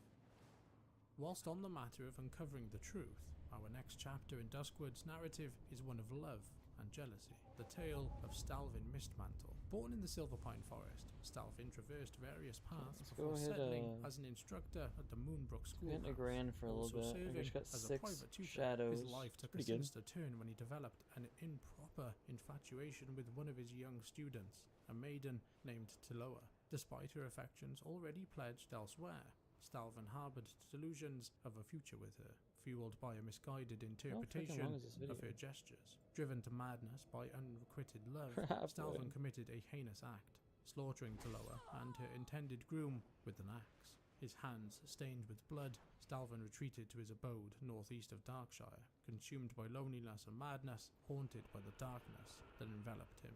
Through unknown forces, perhaps sheer determination or a pact with darkness itself, Stalvin defied death, rising as an undead entity, forever cursed to roam the shadows of Duskwood, a spectre of lost love and murderous jealousy. Madame Eva, an esteemed resident of Darkshire known for her adherence to ancient arts and her skill as a fortune teller, felt a foreboding sense of danger surrounding her granddaughter, Alyssa Eva. Suspecting that Alyssa might be the next victim of the elusive Duskwood murderer, Madame Eva urgently enlisted the help of brave adventurers, tasking them with the unravelling of the mystery and Stalvin's whereabouts. Legend spoke of Manor Mistmantle as his grim abode, where he lurked as a revenant, thirsting for the blood of any who dared to cross his path. Crossing paths and intersecting stories are a frequent occurrence in the Duskwood lore, with one of the most significant being the encounter between the Dark Riders and the Jorgen farmstead. The Dark Riders were deceitful traders attempting to peddle counterfeit magical relics to Medivh. However, Medivh, under the influence of Sargeras, cursed them as punishment for their dishonesty. Their curse bound them to retrieve authentic magical artifacts from across the kingdom and deliver them to Karazhan. The exact nature of the curse remains unclear, and whether they are undead or not is unknown. Nevertheless, the Dark Riders have plagued the kingdom of Stormwind, particularly Duskwood, ever since. Their presence is first noted at the Jorgen farmstead, seemingly drawn by the temporal and spatial anomalies caused by a mystical artifact. The artifact in question was the Scythe of Elune, a creation forged many moons ago by Belisra Starbreeze and R'hllor Fangfire. They fashioned the scythe by attaching one of Goldrin's fangs to Belisra's staff. R'hllor and the druids of the pack sought to control the unbridled fury of the druid packform by submitting willingly to the energies of the Scythe of Elune. Instead of quelling their rage, however, the weapon transformed R'hllor and his followers into the Worgen, savage humanoids enslaved by their primal instincts. Enraged by Malfurion's scorn, R'hllor's druids wreaked havoc, attacking both elf and demon alike. Night elves bitten by the ferocious beasts contracted the curse, transforming them into Worgen as well. In a desperate bid to contain the spread of the affliction, Malfurion sorrowfully banished the Worgen beneath Darolnir within the Emerald Dream, where they would slumber peacefully for eternity. The scythe was then entrusted to Melthandris in secret, eventually fading into obscurity.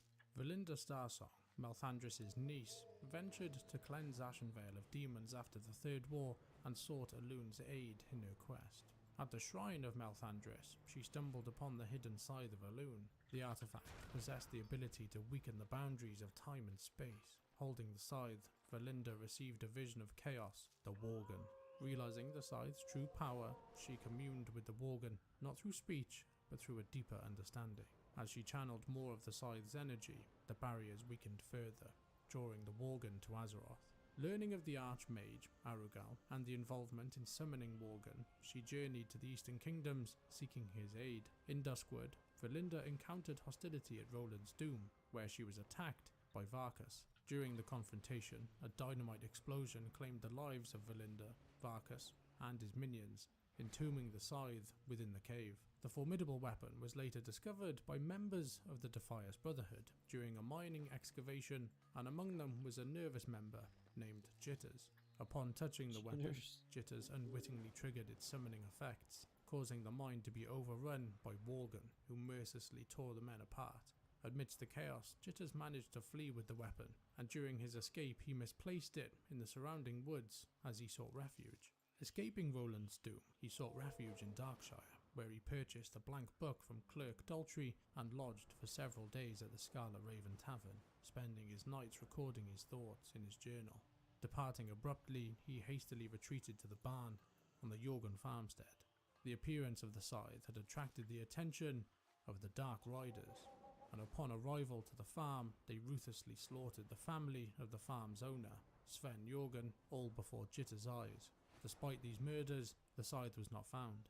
And now the residents of Duskwood find themselves facing not only the undead and Worgen threats, but also the relentless pursuit of the Dark Riders, constantly seeking to claim the Scythe of Elune. Alpha Prime, formerly known as R'hllor Fangfire, was among the Worgen brought forth by the Archmage Arugal. He also harboured a relentless quest for the Scythe of Elune, aiming to utilise it to liberate his fellow Worgen from the imprisonment and launch an assault on Darnassus. To achieve this goal, he established the Wolf Cult, a Worgen cult formed with the intent to propagate the Worgen curse and seek out the fabled Scythe of Elune. A man named Revelcost, a faithful priest of the Church of the Holy Light, had found himself in Westfall while searching for the Cloak of Purity. It was here he encountered Carlane, a mage also in search of a missing artifact. Sensing the looming threat of the Dark Riders, they decided to join forces. However, their journey was soon interrupted by an attack by the Defias Brotherhood as they made their way to meet their contact, Tanos. In a desperate defense, Tanos revealed the existence of a secret artifact known as the Hand of Azora and used it against their assailants. This action drew the attention of the Dark Riders, who swiftly intervened, severing Tanos' hand and ultimately beheading him to claim the artifact.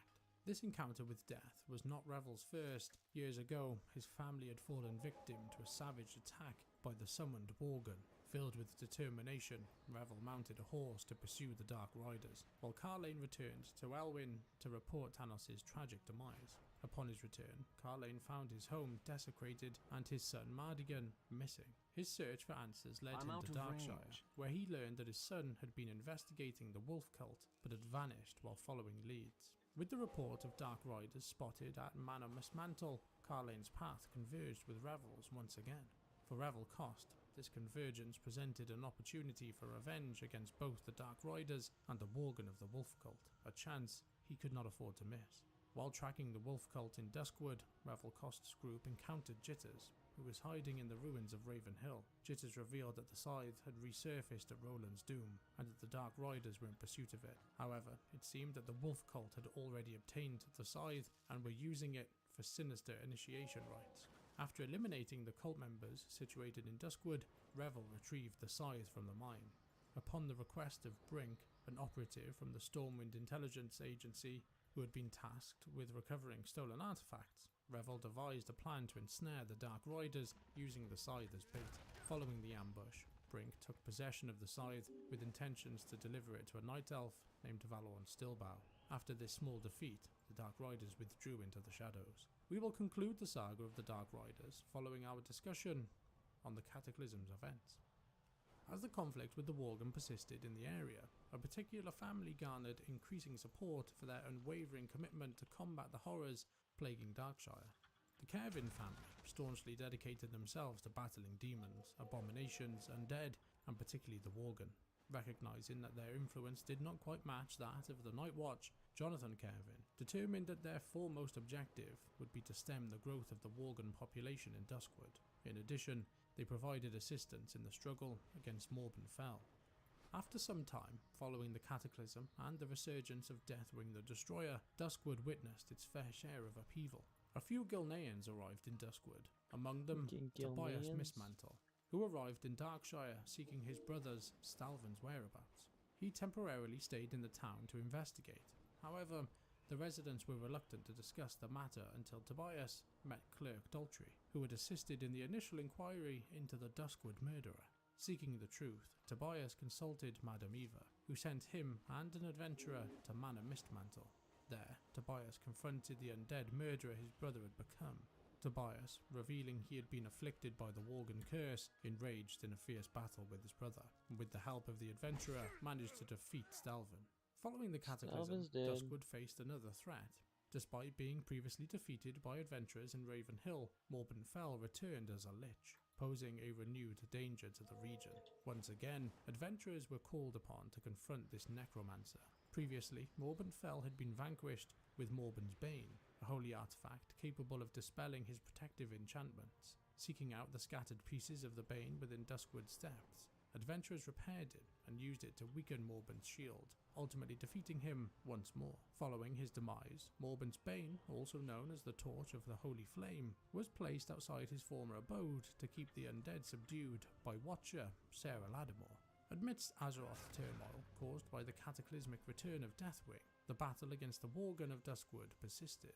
The Kervin family remained steadfast in their struggle against the darkness of Duskwood, rallying Alliance adventurers to combat the Nightbane Worgen menace throughout the region. And while discussing the ongoing Worgen threat, let's revisit the story of Sven Jorgen. Following the resolution of his family's tragedy, Sven himself fell victim to the feral Worgen of Duskwood, becoming one of them. But while still retaining a fragment of his consciousness, remarkably, he managed to reclaim his sanity through the use of alchemy, holding Jitters responsible, albeit unintentionally, for the arrival of both the Worgen and the Dark Riders to Duskwood. Sven now resides in Raven Hill, and from there he dispatches adventurers to uncover the truth behind Morbin Fell's resurgence. During the upheaval of the Cataclysm, a wave of unsettling letters began appearing on the doors of Duskwood's residents during the night. Though the perpetrator remained elusive, the Council of Darkshire uncovered that the Twilight's Hammer cult was behind these apocalyptic missives, attempting to sway citizens to their cause. With the ongoing war after the Cataclysm, Stormwind's military was overstretched, dealing with larger threats, leaving Darkshire vulnerable without a single footman for protection. Nonetheless, King Varian Rin issued a decree summoning numerous adventurers to assist Commander Althea Ebonlock as the Night Watch struggled to fend off marauding wolves and the roving bands of feral Worgen. At a certain point, feral Worgen breached the town hall, wreaking havoc and causing substantial damage, including the destruction of half of the archives. Years later, during the Burning Legion's third invasion, Althea Ebonlock, some of the Council of Darkshire, and several Night Watchers in Darkshire defected to the Veiled Hand, a human sect aligned with the Burning Legion, aiming to undermine the Kingdom of Stormwind. The reasons for this betrayal still remain elusive, but it is speculated that they were enticed by promises of freedom and respect from the Herald. also known as Melris Maligan, from Stormwind City. This shocking turn of events led to heightened surveillance in the town, while demonic rituals were conducted using the blood and skulls of Darkshire's inhabitants. Sister Althea Ebonlock addressed the council in the town hall, announcing plans to depart for Stormwind City with Caden Shadowgaze to initiate a demonic invasion. However, the meeting was disrupted by the Shadow of the Uncrowned, a secret organization dedicated to safeguarding the world from the Burning Legion. The Uncrowned attempted to assassinate Althea, but the attempt on her life failed, and the council members managed to escape. Sarah Lattimore did not join the Legion's forces and hinted that her comrade's defection was likely due to dark magic. When the Shadow of the Uncrowned infiltrated the town, it is reported that Lattimore was observed protecting several innocent inhabitants. The Kervin family also refrained from joining the Legion and were reportedly found hiding in their house while the cultists wreaked havoc. And like the family, not all members of the Night Watch succumbed to corruption. Some remained loyal, as evidence of a guard found dead in Raven Hill demonstrated the tragic fate of those who resisted the influence from their former comrades. Commander Althea Ebonlock would later meet her demise at the hands of Garona and the Uncrowned Rogues in Stormwind City. Following the events in Gilneas, the Scythe of Elune found its way back to Darnassus, later receiving approval from Tyrande Whisperwind to be entrusted to the Druids of the Dream Grove. Belisra and Valhorn thus journeyed with the Scythe of Elune to Duskwood, both to delve deeper into their research of the Worgen and to meet with the new Archdruid of the Dream Grove. On Tyranda's directive, they brought it to the Twilight Grove in Duskwood to pass it on to a Druid adventurer. Probably the best shield in the game Druid's still, arrival to this via day. the Emerald's Dream, Valorn was swiftly attacked by Aridem, the leader of the Dark Riders, resulting in the theft of the Scythe of Elune, which had now finally fallen into the Dark Riders' possession. While Belisra remained with Valorn, the Druid joined forces with Revel Cost at Mana Mistmantle, collaborating to reclaim the Scythe of Elune from the Dark Riders at Karazhan. After Sargeras drove his sword into Azeroth, the Scythe of Elune, along with all Legion artifacts, had its power completely drained to help neutralize the wound. Years later, during the Fourth War, heightened activity was observed in Raven Hill and the Twilight Grove of Duskwood. Vassandra Stormclaw joined Oliver Harris and other Raven Hill residents in researching the Worgen Curse. Nightbane Worgen were captured for experimentation, while the community faced challenges posed by the particular vicious member of the Nightbane pack known as Blood Eyes. Meanwhile, Mana Mistmantle witnessed the emergence of a rare flower named Elune's Grace, which was surrounded by a pack of Mistfang wolves. In a separate development, Tess Greymane expressed a desire to embrace the Worgen Curse in order to better understand her people.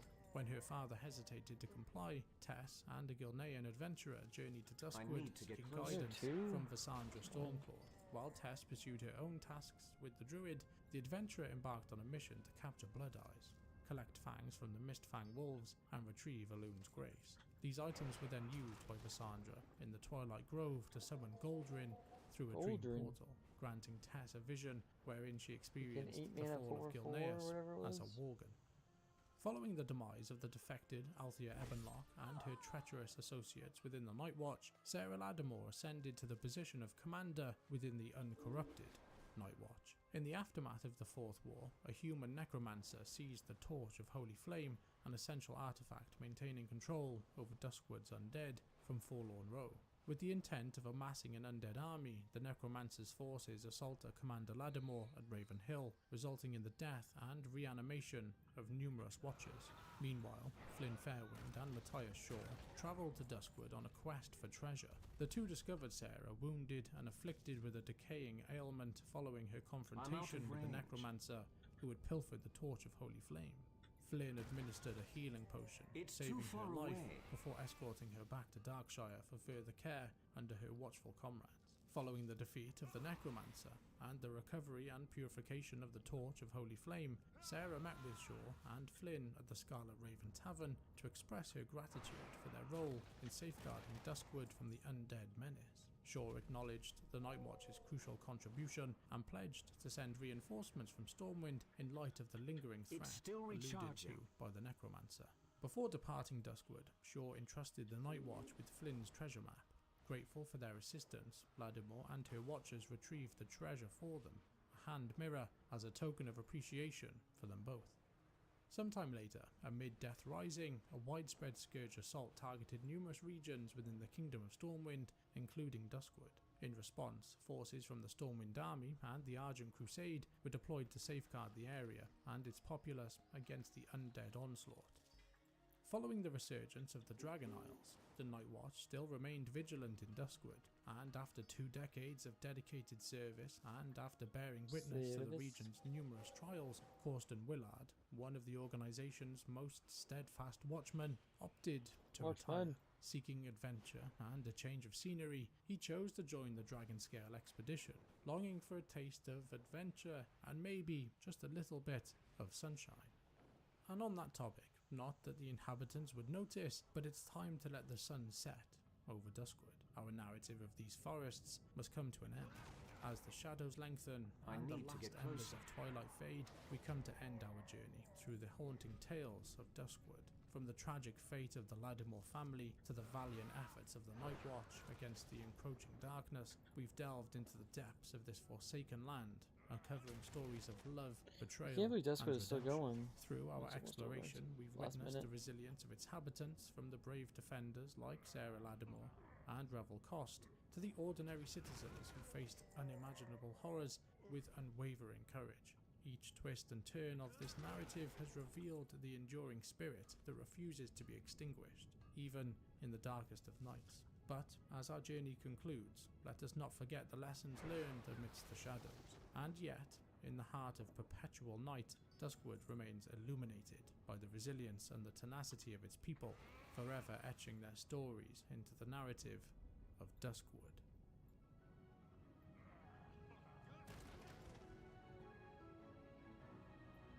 I don't have a target.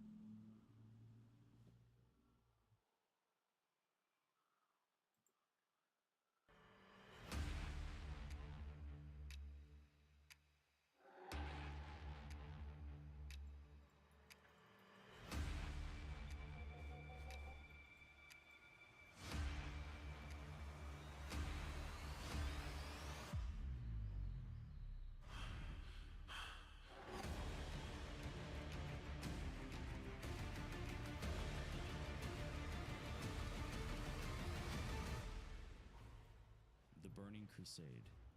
We've heard its name or title before, but what was it? Or rather, what is it? To know that, we need to understand what exactly happened to a Titan named Sargeras.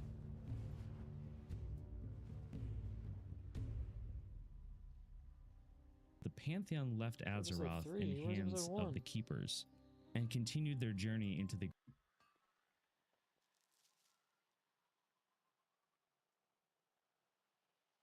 Sure, let's just watch the whole series.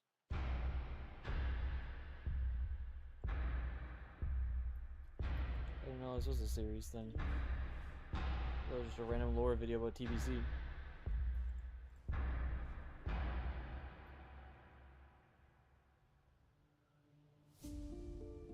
Where do we begin? Well, it's possible to dive right into the world of Azeroth and go from there. But really, I feel that it's more important to go back a bit farther. Maybe even to a time when Azeroth wasn't in the spotlight. So, I say we start at the very, very beginning.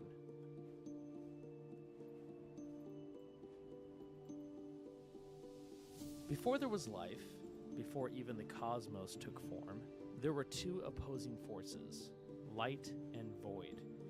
Now, light drifted in the form of a prismatic sea, spreading nothing but joy and hope. As this light expanded, some of its energies faded, which left behind pockets of nothingness. From the absence of light came what we know as the void. Now, if the light was filled with joy and hope, you can only imagine what encompassed the void.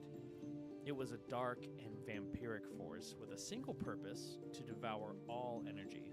So when the light and void clashed in the series of catastrophic explosions, well, that only ruptured the fabric of creation and gave birth to a new realm. This is when the physical universe was born. When we think of World of Warcraft, we think of the planet Azeroth.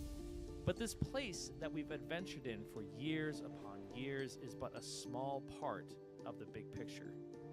Really, it's just a speck of sand in what we know as the Great Beyond.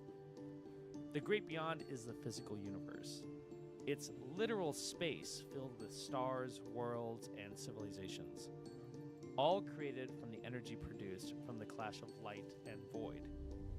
On the flip side, the most unstable energies created an astral dimension known as the Twisting Nether. This separated reality exists outside the borders of the physical universe. It's a completely different realm that occasionally would break the barrier and seep into the Great Beyond, sneaking its way into reality and warping the creations that live there. Not only did the clash of light and void create the physical and astral realms, but shards of light were literally flung out into the Great Beyond.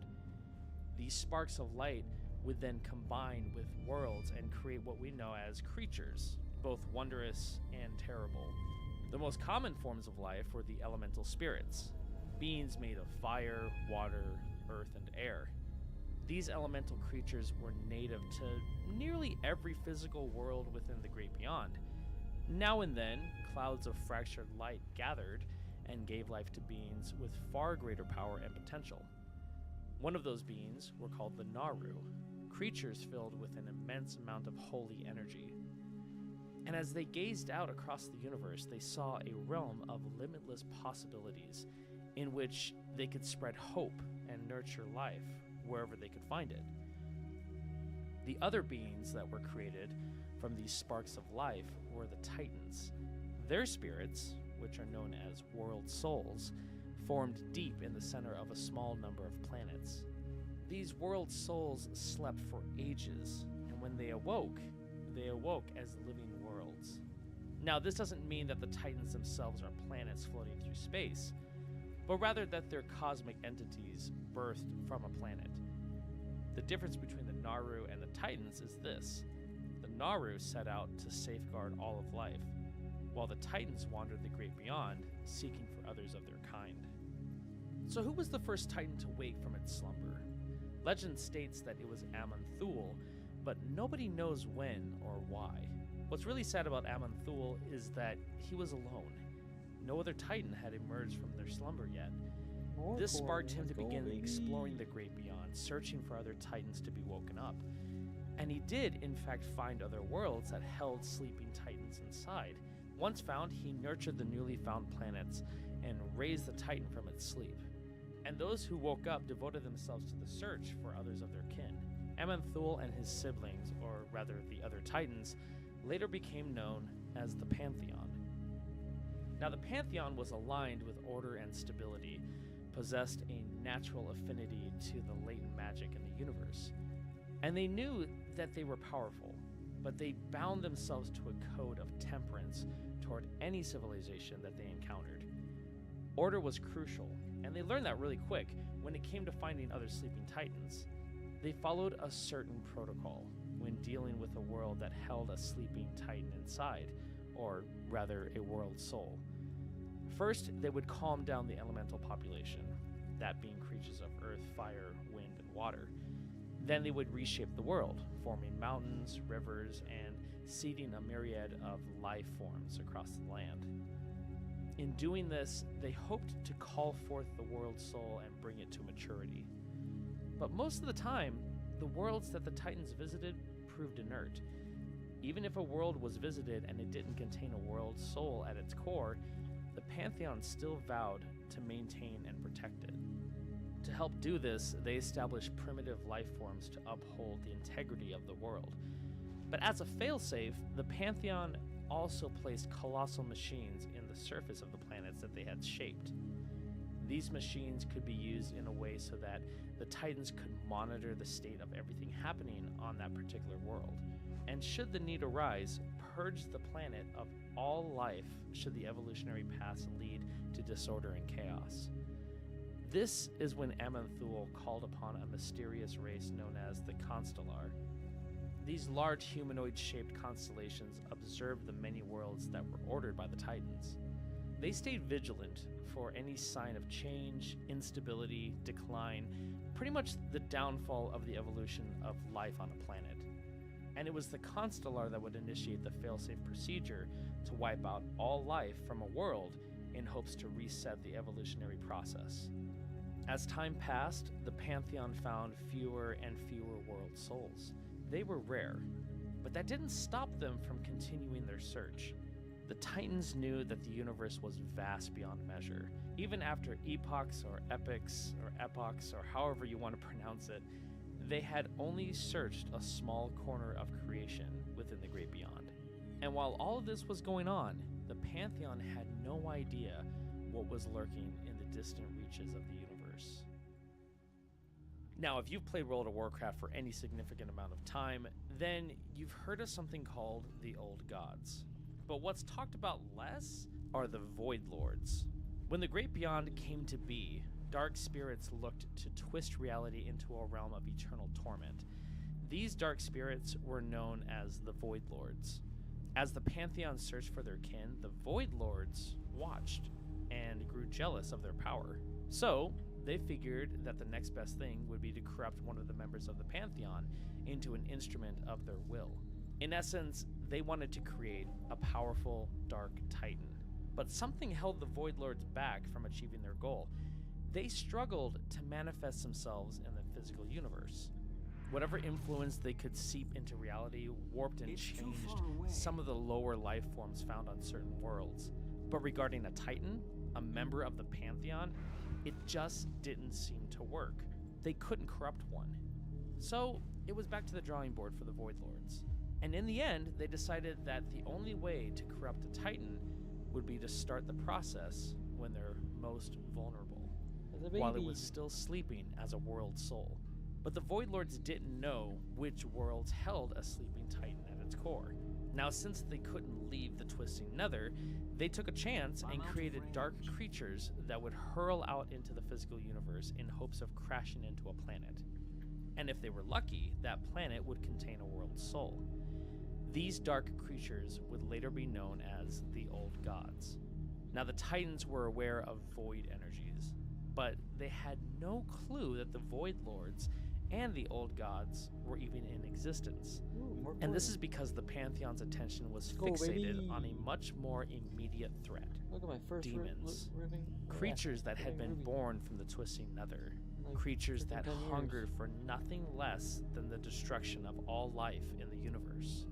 Demons are very passionate when it comes to pushing the boundaries of their power, regardless of the consequences. Many of these creatures embraced the all-consuming powers of fel magic. And it wasn't long before a lot of them clawed their way into the physical universe from the twisting nether, only to terrorize mortal civilizations and create chaos on many different worlds. Now, demons came in all shapes and sizes. You're probably familiar with the two-headed void hounds, or even the mindless amalgamations such as the abyssals and infernals. But among these creatures were the greater demons, the Nathrazim, or also known as Dreadlords. These demons dedicated their existence to the mastering of shadow magic, and apart from that, they enjoyed infiltrating mortal civilizations, sowing unrest, and turning nation against nation. In short, they loved to stir the pot. And once these societies fell apart and crumbled from within, the Dreadlords would corrupt the population and twist the innocents into new horrific breeds of demons. Pit Lords, another demon type, took a more direct approach of conquering worlds. They simply brutalized and tortured mortals who got in their way. Pit Lords would even enslave the lesser demons from the twisting nether and use them as fodder to besiege the mortal civilizations of the Great Dark Beyond. Now, the Pantheon soon learned about the demonic incursions that were starting up, and they feared that the demons would disrupt the Pantheon's quest to find and awaken world souls. So what did they do? In order to handle the situation, they let loose their greatest warrior.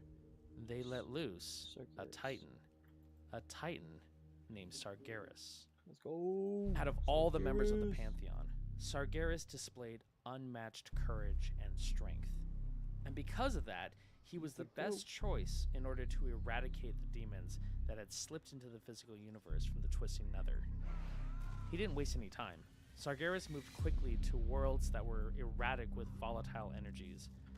These places were heavily influenced by the Twisting Nether, so much that it had spilled into the physical universe, which allowed a large number of demons to manifest. For ages, Sargeras traveled to numerous worlds, fighting to protect the mortal inhabitants from the invading demons.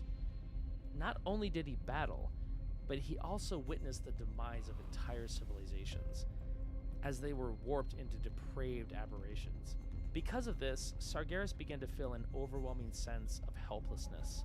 Nevertheless, he defeated his foes, winning victory after victory.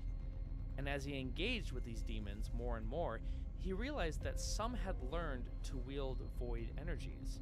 This led to Sargeras discovering the existence of the Void Lords and how they were spreading corruption through the cosmos.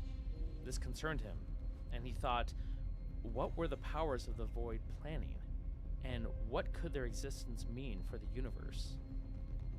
While Sargeras continued his war against the demons, the Pantheon continued their progress without hindrance, searching for sleeping titans, ordering new worlds as they progressed. Seeing life bloom on these planets and being free of any demonic presence gave Sargeras a sense of satisfaction. He loved life, and because of that, he so desperately wanted to confront the Void Lords and undo whatever plan they were working on. Everything seemed to be going as planned, until the demons redoubled their efforts. They began engulfing more worlds in death and destruction. This is when Sargeras realized that he had fought many of these demons before, but how was that possible? Well, it came as a surprise that after these demons were defeated in the physical universe, their spirits returned to the Twisting Nether, only to be reborn in new bodies. What Sargeras didn't know is that the only way to truly destroy a demon is to kill them while in the Twisting Nether, or in an area of the Great Dark saturated with the Twisting Nether's volatile energies. Sargeras only knew that his current tactics were not working. Killing demons did nothing. He needed to find a way to contain them. Now the Pantheon was concerned, so they sent another Titan to help Sargeras out. His name was Agramar, and he wasn't experienced in battle, but he was a cool quick sword. learner. Because of this, he earned Sargeras' admiration and became his trusted lieutenant, and for many millennia, they fought side by side as an unstoppable force against the demonic onslaught. Now that Agramar could hold his own in battle, this gave time for Sargeras to study the properties of the Twisting Nether. He hadn't quite figured out the realm's volatile energies, but he managed to manipulate and shape some of them.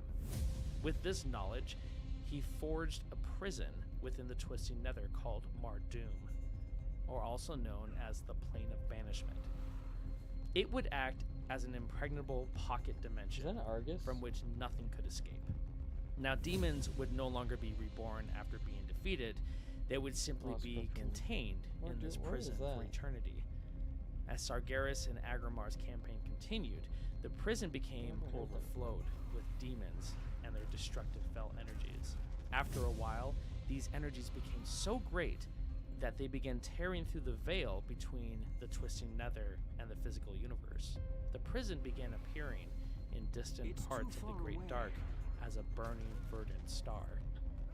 But overall, their campaign brought peace to the cosmos. Demonic incursions would remain as a constant threat, but over time they became a rare event. The Titans prospered, and life flourished. And wouldn't it be nice to say that all was well, and that's how the story ends? But that wouldn't be exciting. From here, Sargeras and Agramar decided that they could hunt down and contain more of these demon incursions if they split up. This way, more worlds would be protected if they worked separately, only calling on each other if the need was dire. So, they went their separate ways.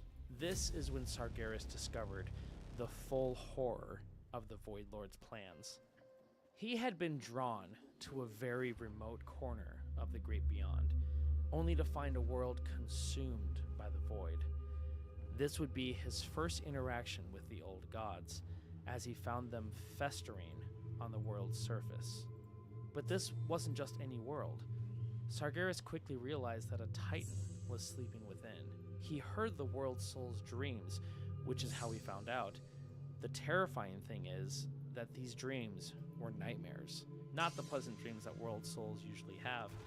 The old god's tendrils had buried deep into the planet, enveloping the slumbering titan's spirit in shadow. So great was the void on this planet that it drew the attention of many dreadlords who traveled there to bask in the dark power. Sargeras was able to capture and interrogate one. It revealed what it knew about the old gods, the intentions of the Void Lords, and how if the Void succeeded in corrupting a sleeping titan, it would awaken as an unstoppable dark creature. No power in creation, not even the Pantheon, could stand against it. This warped titan, if woken up, would consume all matter and energy in the universe, bringing every mote of existence under the Void Lord's will. Now, Sargeras had seen a lot of hardships, but never did he experience fear until this moment. He suddenly realized that while the Pantheon was searching for world souls, so were the Void Lords. With rage and anger, Sargeras killed the Dreadlord with a single blow, then turned his attention to the blackened world in front of him. His heart ached with sorrow. He knew that there was only one way to keep the Dark Titan from rising. With a slash of his sword, he split the world in two. The explosion consumed the old gods and their void energies, but also killed the sleeping titan within. Sargeras immediately returned to the Pantheon and summoned Agramar to his side. He gave a report on what he saw, and with no surprise, the members of the Pantheon were stunned. But even more so, they were upset at Sargeras' actions. They chastised him for killing a titan. They argued that had they been called to help, maybe the world soul could have been purged of its corruption. But really, there was no convincing them that this was the only way to handle the situation. The Pantheon didn't have first-hand experience with the Void and demons like Sargeras and Agramar did. They hadn't seen what they saw, especially what Sargeras experienced with the nearly corrupted world soul. They argued about how to deal with the Void Lords. Sargeras feared that if the old gods had corrupted one world soul, they might have corrupted many others as well, and that it might be too late to stop them. This is when Sargeras would become the villain that we know him for. He expressed his fear that existence was flawed. This is something that he realized when he encountered the old gods, and that only by burning away all of creation could the Titans stand a chance at overthrowing the goals of the Void Lords. In his mind, even a lifeless universe is better than one ruled by the Void. He thought life had taken root in the cosmos once before. Perhaps after the physical universe was scoured of corruption, life would take root once again. The Pantheon was horrified. Aonar, the Lifebinder, reminded Sargeras that they had sworn to protect all living things whenever possible. Systemic extinction could never be warranted, no matter the situation. Even Agramar stood against his mentor, arguing that there must be another way to defeat the Void Lords. He urged Sargeras to abandon his dark plan and reason out another solution. But that was it. He had made up his mind. Sargeras, feeling betrayed, stormed away from the other Titans, vowing that he would expel the Void Lord's corruption himself. This would be the last time that the Pantheon would see him as one of their own.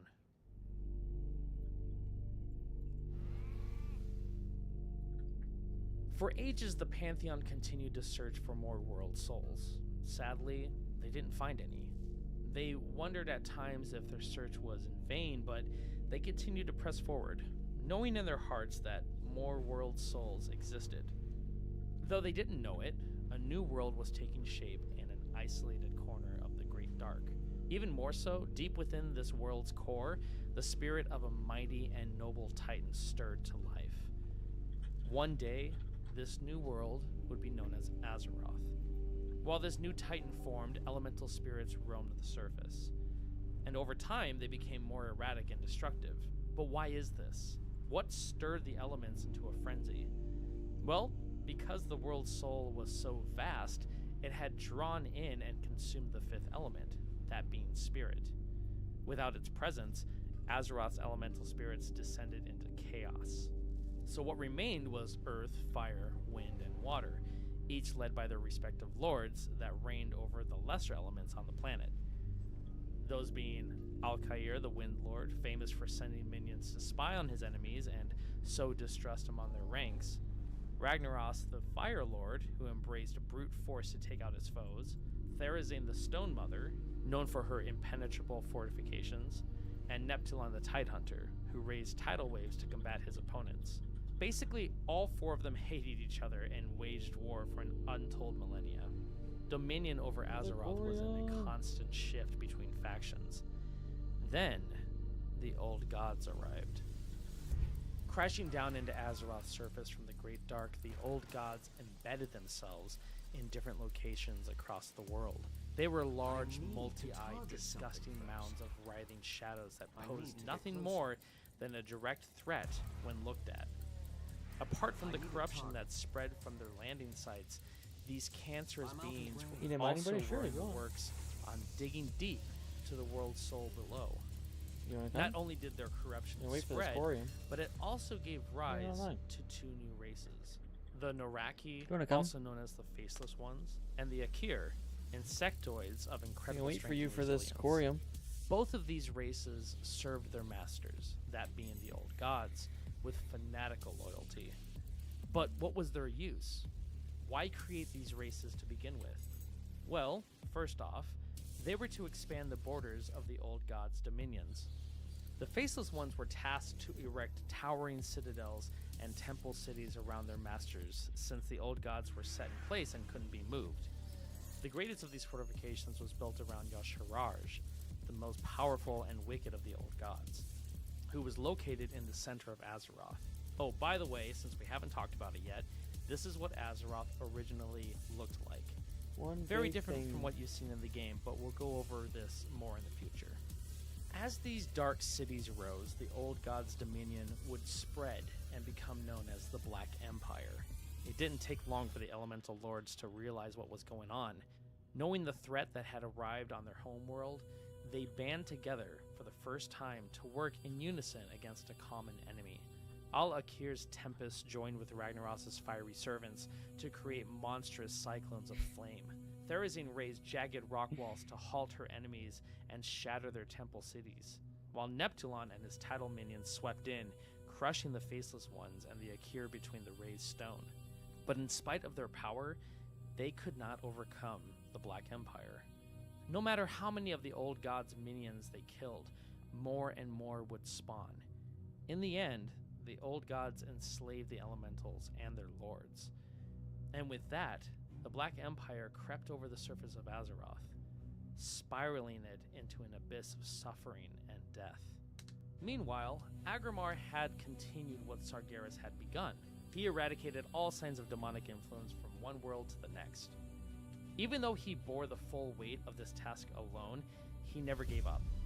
Somewhere deep inside, he believed that Sargeras would one day return and see that the Pantheon's cause was right.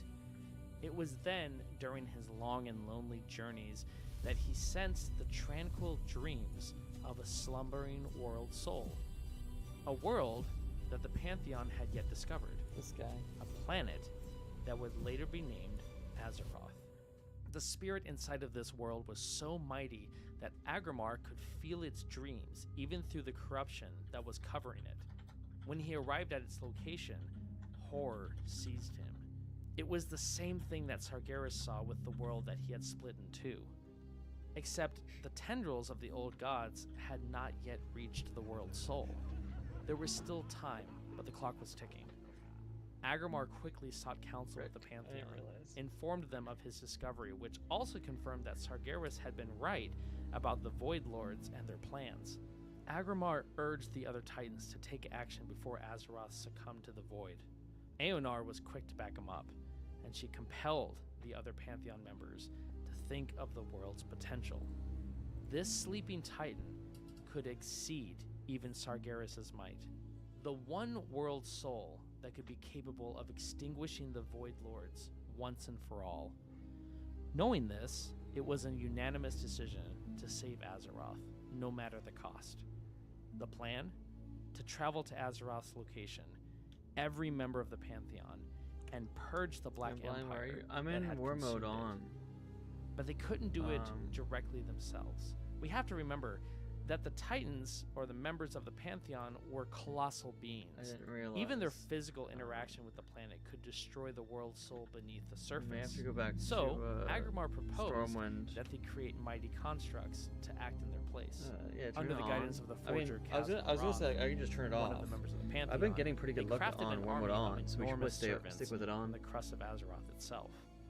These new races would be known as the Aesir and the Vanir. The Aesir were made from metal and could command the powers of storms, while the Vanir were formed from stone and could control portions of the earth. Together, they would be known as the Titan Forged. A few of these raised servants were imbued with powers to lead the rest of the Titan Forged. These were the Keepers, which I'm sure you've heard of before. Though they would develop their own personalities over time, they would forever bear the mark and abilities of their makers. Aman'Thul gifted some of his abilities to High Keeper Ra and Keeper Odin. Khaz'Goroth bestowed his mastery over the earth and forging to Keeper Arcadus. Golganeth granted Keepers Thorm and Hodir command over the storms and skies. Aonar gave Keeper Freya control over Azeroth's flora and fauna.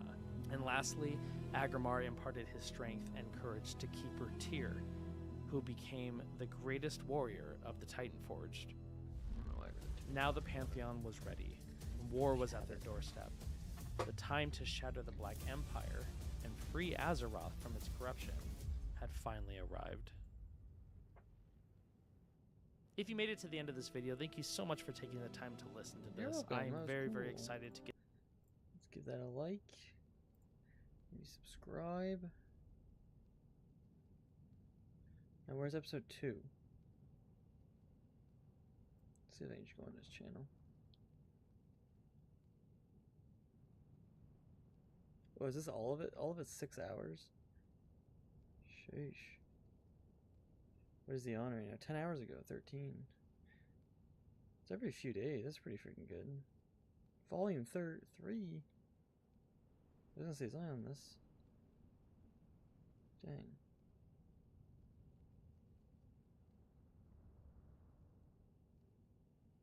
She got freaking boobies. Welcome back to Tales of Azeroth, a series of deep lore content for World of Warcraft. If this is your first time here, I highly recommend that you go check out the first video. I'll leave a link for you in the upper right hand corner. I love listening to like lore videos and stuff before watching this video. But if you're ready to go, then I've provided the timestamp for the beginning of this portion of our journey in this video today in the description down below. But if you don't mind sticking around for the intro for a little bit, I do have a couple of things that I want to clarify. The big thing is that I didn't talk about the first ones in the previous video. And the reason why is because I'm getting this information from the Chronicle books. And since the first ones is lore that came out during Shadowlands, it was retconned information. And in order for the Chronicle books to jive with the new retconned lore, it was announced that in 2019, the Chronicle books are the perspective from the Titans and their servants. So for now, I'm just going to follow the information that the Chronicle books are giving out. And as far as the Shadowlands goes, we'll burn that bridge when we get there. Now, before we begin, we're going to be talking a lot about the old gods, and particularly this one that you see on the screen here.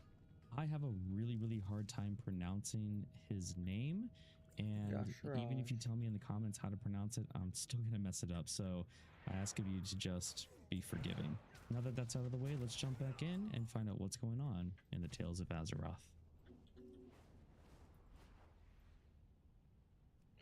So I can do the outside if you want to do middle, I guess. I was kind of trying to do both. Middle is there's normally more corium. But yeah, I've been just mining everything. War. Damn. Azeroth was no stranger to it. The elements had been at each other's throats for who knows how long. Then the old gods challenged their reign. And now the Titan Forged looked to enforce their dominion. They slammed into the Black Empire's northernmost holdings, catching the old gods completely off guard. But that didn't mean that the Titan Forge had it easy.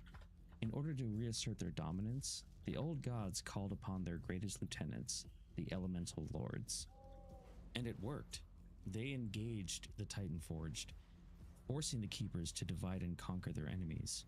So they split their forces, dispatching each group to fight a specific Elemental Lord. Tyr and Odin volunteered to confront the most destructive Elemental lieutenants, Ragnaros the Fire Lord. This battle didn't end quickly. In fact, it drew out for weeks, engulfing the land in fire and magma. But the Keepers' resilient metal forms protected them from Ragnaros' fiery barrage. In the end, Tyr and Odin pushed Ragnaros back into his volcanic lair in the east, a land of boiling acid and skies consumed with ash, thus defeating the Fire Lord. Meanwhile, Arcadis and Freya engaged with Therazane the Stone Mother. In order to protect herself and her minions, Therazane retreated into the towering stone spire that she called home.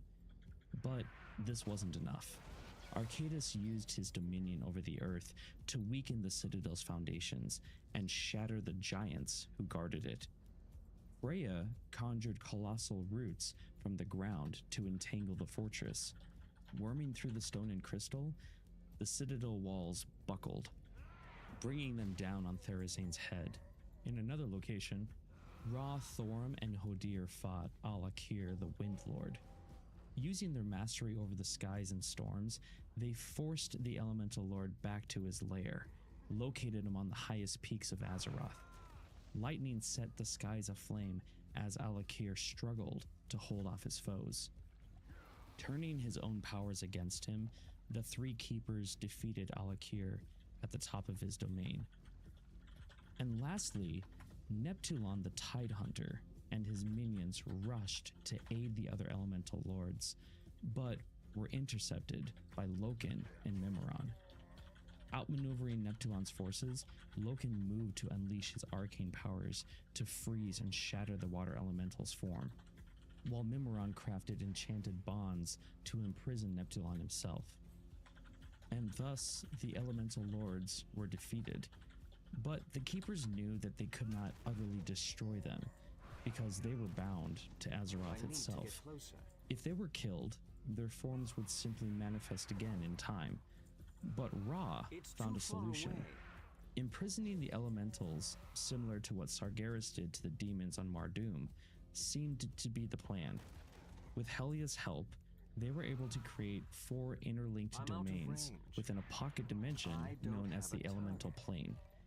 With that established, Ra and Helia banished the Elemental Lords and nearly all of the servants to this new prison realm. Ragnaros and the Fire Elementals were exiled to a place known as the Firelands.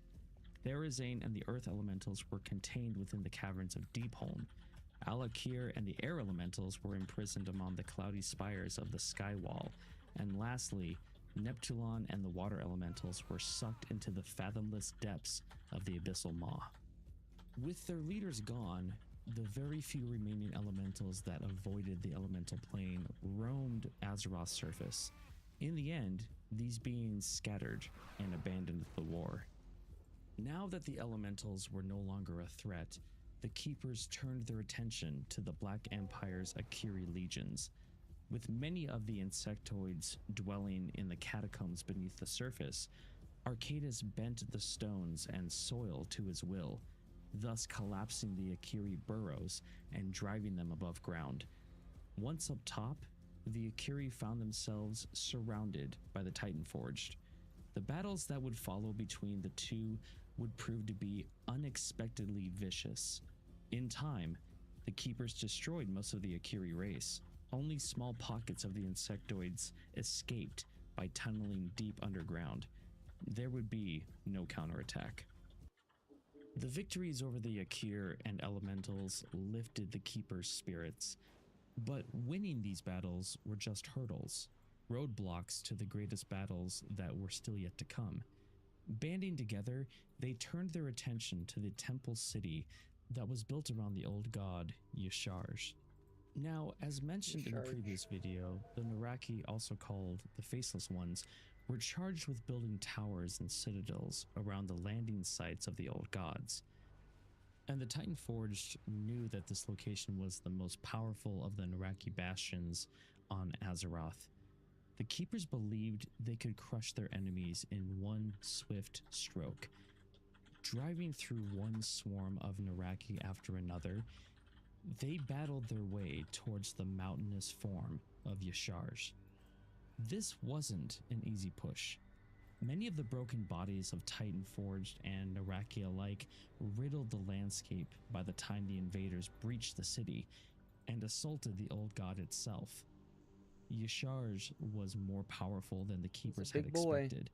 It poisoned the minds of the Titan Forged, drawing out their fears and darkening their thoughts. Watching the outcome of this war, the Pantheon worried that the old god would overwhelm their creations that were designed specifically so that the Titans wouldn't risk physically harming the world due to their colossal size. But at this point, with failure on the horizon, they decided to take direct action. What happened next would be the catalyst for future events. Aman'Thul himself reached down through the skies of Azeroth and took hold of Yasharj's body. With a heave of his colossal arm, he tore the old god from the crust of the earth. Get him out of there. Yasharj's corrupted body was ripped apart. In that moment, the old god's death rattle shattered mountaintops and obliterated hundreds of Titan Forged where they stood. Finally, Yasharj, the evilest of the old gods on Azeroth, was dead. As victorious as this was, the consequences of Aman'Thul's actions were about to be realized. Yasharj's tendrils had dug deeper into Azeroth's surface than the Titans had realized. In excising the old god, Aman'Thul had ripped an eternal wound in Azeroth's surface. Volatile arcane energies, or rather the lifeblood of the nascent Titan, erupted from the scar and rolled out across the world. Horrified by what had happened, the Pantheon quickly realized that they could not kill another old god in the same manner. If Yasharj had buried itself that deep into the world, it's possible that the other malignant creatures had done the same. Creating another wound in Azeroth's surface could mean the end of the sleeping world's soul.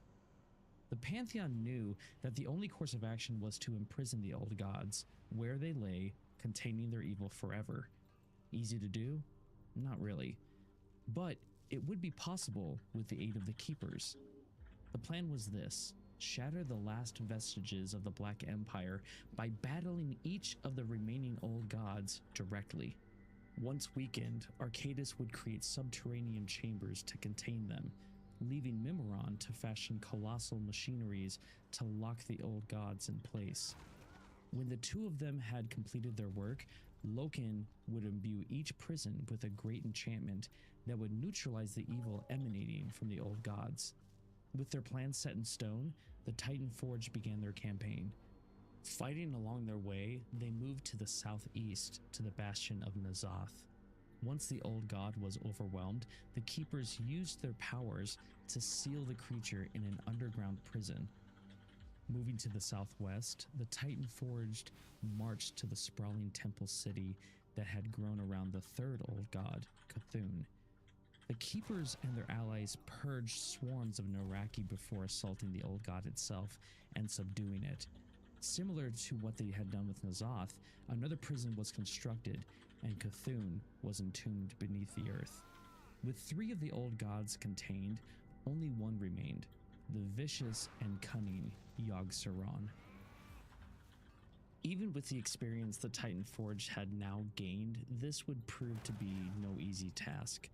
As they closed in on Yogg-Saron's northern stronghold, the old god unleashed the greatest of its generals, the Cathraxi.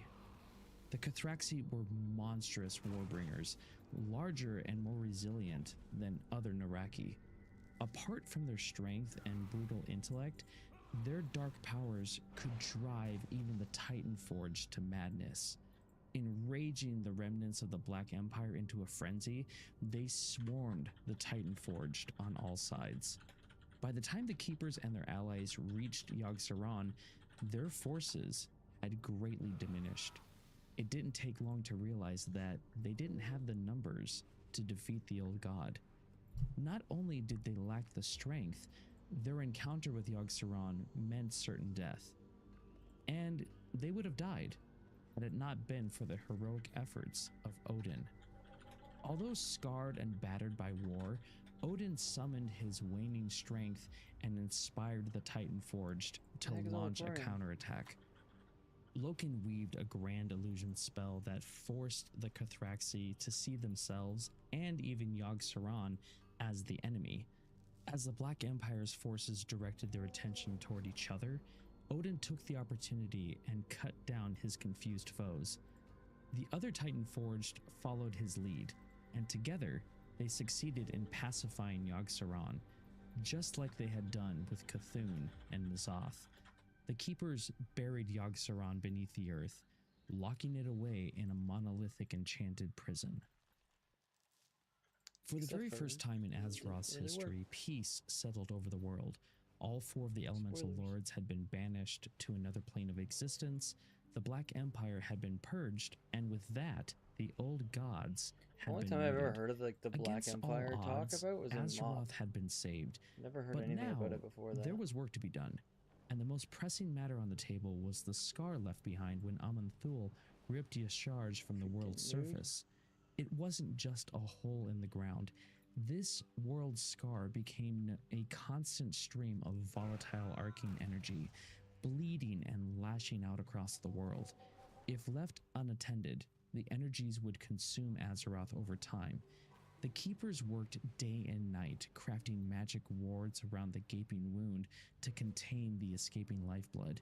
In time, the energies settled into balance, and all that remained of the world's scar was an immense lake of scintillating energy. The body of water would be named by the Keepers as the Well of Eternity. Thereafter, the power of this fount would be infused in the alien world, helping life to take a root and bloom across the globe. Now with the wound healed, the Keepers turned their attention to the sleeping world soul of the planet. Arcadis and Mimiron joined their powers to craft two machines, the Forge of Wills and the Forge of Origination. Both would work together to infuse Azeroth's slumbering spirit with cosmic energies. The Forge of Wills would be located in the northern reaches of the world, and it would shape the world's soul, merging development of feelings and sensations. The Forge of Origination would be installed in the southern area of Azeroth and would regulate the rhythms of the deep earth, fortifying the world's soul's form. Once these two machines were constructed, Odin oversaw the installment of the Forge of Wills in an area we know as Storm Peaks. Now we need to talk a little bit about Odin here. Because of his valorous deeds in the war against the Black Empire, the Pantheon appointed him Prime Designate. With that, it was his duty to watch over Yogg-Saron's prison and maintain the Forge of Wills. This is when the Keepers began building their main bastion, the fortress known as Ulduar. Not only would this stronghold house the old god Yogg-Saron, but it would also house the Forge of Wills and other machineries that the Keepers would create. Now, the Forge of Wills served another purpose. It had the ability to draw on the life essence of Azeroth, which in turn gave shape and sentience to creatures of living stone and metal, different types of Titan Forged. This new generation of races would help the Keepers bring order to the world. As the Forge of Wills turned its gears, High Keeper Ra traveled south to install the Forge of Origination. Accompanying him were a number of stone-skinned creatures recently created from the machine to the north. The Anubisath Giants, the Leonine Tol'vir, and the indomitable Mogu. While en route to their location, Ra discovered the remnants of Yasharj's body laying scattered across the land. When Aman'Thul had ripped the old god from Azeroth, pieces of it had fallen back to the surface, infusing the land with evil. The largest of these pieces was Yashar's heart, a mass of diseased flesh, ripe with void energies. Rather than destroying the heart, Ra built a subterranean vault to contain it, thus neutralizing its evil. He and the other keepers knew that studying the heart would help them understand the nature of the old gods, and not only them, but other void creatures. This is when Ra gave the Mogu charge of watching over the vault of Yasharj. Not only would they guard the vault, but the surrounding land as well. Ra continued his expedition and traveled west. There, he and his followers established the Forge of Origination. Once operational, Ra could feel the twin forges working in synergy, sending healing energies through the heart of the world. With the second machine up and running, Ra and his followers built a fortress around the Forge of Origination. We know this as Oldham or Olddoom, really depending on how you pronounce it. And this location would become the southernmost base of operations for the Keepers. Like the Forge of Wills, the Forge of Origination also served a dual purpose. In the event that Azeroth's flora and fauna succumbed to corruption, the energies stored inside the Great Machine could be unleashed to eradicate all life on the world, allowing it to start anew. Like the Mogu keeping watch over the old god's heart, the Tol'vir and the Anubisaths were charged to safeguard Oldham forever. I need to get closer. From here, Ra and the rest of his servants marched northwest into a land later known as Silithus. This arid region was home to the subterranean prison that housed the old god Cthulhu. Expanding on the prison was the next goal. And in the end, Ra and his allies constructed the mighty fortress of Ahn'Qiraj. Once completed, Ra ordered the remaining Titan Forge to safeguard the newly built stronghold. Seeing his work completed, Ra would spend the following ages roaming the southern regions of Azeroth, observing from afar his Titan Forged and ensuring that they upheld their sacred charge to guard the newly built citadels. Now that the machines were up and running, the Keepers adjusted their focus into reshaping the surface of the world. To do this, and apart from gifted artifacts from the Pantheon called the Pillars of Creation, they called on the new generation of servants created from the Forge of Wills. The craggy earthen would focus on crafting mountains and carving out the deep places of the world. The clockwork mechanomes, appropriately designed by Mimiron, would help build and maintain the Keeper's extraordinary machineries. The stone-skinned Mogu would be in charge of digging out the myriad of rivers and waterways of Azeroth. The task of safeguarding the Keeper's holdings, or rather things of importance, fell to the iron-skinned Vrykul and the chiseled Tol'vir. In order to shape the environment, the Keepers conscripted the powerful stone and sea giants. They would roam Azeroth, lifting towering mountain ranges and dredging out the fathomless seas. As the Titan Forge did their work, Freya set out to populate the world with organic life. In order to achieve this goal, she crafted the Emerald Dream, an ever-shifting dimension of spirits and nature magic. Some say that Freya wove the Emerald Dream into being from nothing, while others claim that it was a dream born from Azeroth's world soul. It was a mirror image of Azeroth, which helped regulate the evolutionary path of the world's flora and fauna. Spirits and strange beings populated the dream, and paradise was their home. That place is kind of The Emerald Dream defied mortal perceptions of reality. Time, distance, these concepts were nothing compared to the life outside this realm. A single day on the physical world could feel like decades in the dream. Freya wandered the world, searching for areas where the Well of Eternity's energies had gathered. These areas created optimal conditions for the development of new flora and fauna, and she molded life in all its diversity. The most noticeable sites where she did her work are at the polar extremes of the world, regions that would later become known as Ungoro Crater, Sholazar Basin, and the Veil of Eternal Blossoms. Out of Freya's creations, the greatest creatures to emerge were known as the Wild Gods. Among the greatest of the Wild Gods were Malorn, the Honorable White Stag, Asina, the Mother Wisp, Agamemnon the Razor Boar, Aviana, the Mistress of Birds, Ursak and Ursul, the Colossal Bear Lords, Tortola, the Wise, Goldrin, the Great Wolf, Chi-Ji, the Red Crane, Niu Zhao, the Black Ox, Zwen, the White Tiger, and Toulon, the Jade Serpent. These majestic creatures would be as close to Freya as if they were her own children.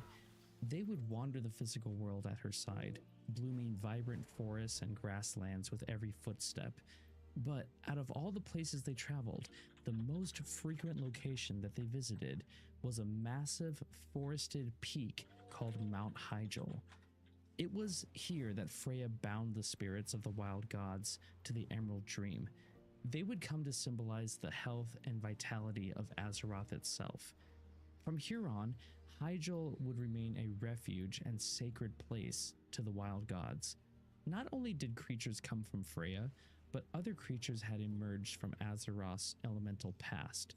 When the Keepers sealed off the elemental plane, some stragglers had escaped banishment. Their fury over time had calmed, and they became creatures of flesh and blood. It was from these former elementals that some forms of wildlife, such as the proto-dragons, came to be. In time, Azeroth's main landmass was stabilized, and as twilight fell, the Titanforged looked over the land they had shaped, giving it the name Kalimdor, meaning Land of Eternal Starlight. The Pantheon was pleased with the Keeper's work, and felt assured that the world's soul was in good hands, which meant that they prepared to venture back into the Great Dark in order to search for more sleeping titans, because Azeroth was proof that there were more out there to find. The Keepers mourned the departure of their makers, but also felt a sense of pride at being given the honor of safeguarding the newly shaped world. To commemorate the Pantheon's departure, Loken and Mimiron crafted a set of enchanted artifacts called the Discs of Norgannon. These would transcribe the history of Azeroth as it unfolded over time. If the Pantheon ever returned, they would have a full record of what had come to pass in their absence.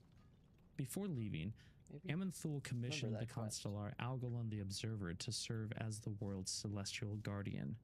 The world's soul was still corruptible, and the Titans could not ignore that fact. Should it ever happen, Algalon would activate the Forge of Origination, purging the world of life and any corruption that was present. And with that, the Pantheon disappeared into the stars. The Titans had done everything they could to heal Azeroth and assure the world's soul's growth to maturity. Now, they had to wait and hope that the world's soul would one day awaken. Now, if you don't mind me stepping away from the narrative for a second and say that this next section is by far, for me at least, the scariest thing in the Warcraft universe, Galakrond. Ages after the Pantheon left, many life forms flourished across the surface of the world. Out of all of them, the most savage and cunning were the proto-dragons, who dwelled in the frozen north of Kalimdor. Not every proto-dragon was the same. Some were gigantic winged beings of incredible fortitude. Others, their spirits tied to the world itself. Even some had tapped into the elemental energies. But there was one proto-dragon whose power overshadowed the rest of his kind. His name was Galakrond.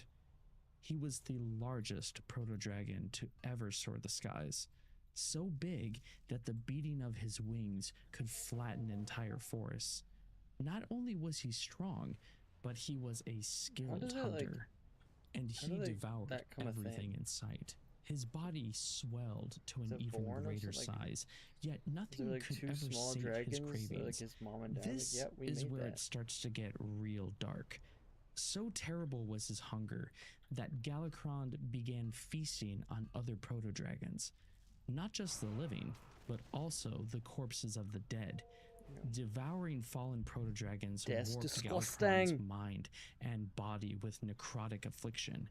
Limbs and dozens of eyes sprouted across his gigantic form. Even death energies wafted off of Galakrond's hide, reanimating dead matter, raising them from the dead as mindless abominations. The ranks of Galakrond's minions expanded, and they terrorized the skies over Kalimdor, leaving the other proto-dragons failing to unite due to long-standing rivalries. Now, we have to remember that the Keepers were still around, and Tyr, the mightiest of them all, was the first to notice the danger that Galakrond imposed. Even after warning the other Keepers, he couldn't motivate them to act. Even though they were all tasked to protect the world, the war with the old gods and the ordering of Azeroth had drained them of their collective strength and willpower. They had become indifferent to the world at large, focusing on maintaining their vaults and arcane machineries. But this didn't stop Tyr. He demanded justice and order, and that drove him. He knew that if Galakrond was left unchecked, he would devour all of nature and spread his affliction to the far corners of Azeroth. So, it was clear to the Keeper. Galakrond and his minions needed to be destroyed. But how? What was the solution to this? Tyr's answer would be found with 5 of the greatest and most intelligent proto-dragons in existence, namely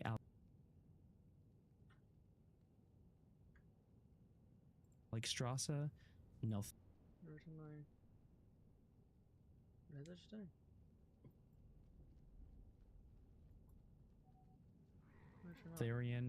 Malygos, and found with 5 of the greatest and most intelligent proto-dragons in existence, namely Alexstrasza, Neltharion, Malygos, Ysera, and Nozdormu.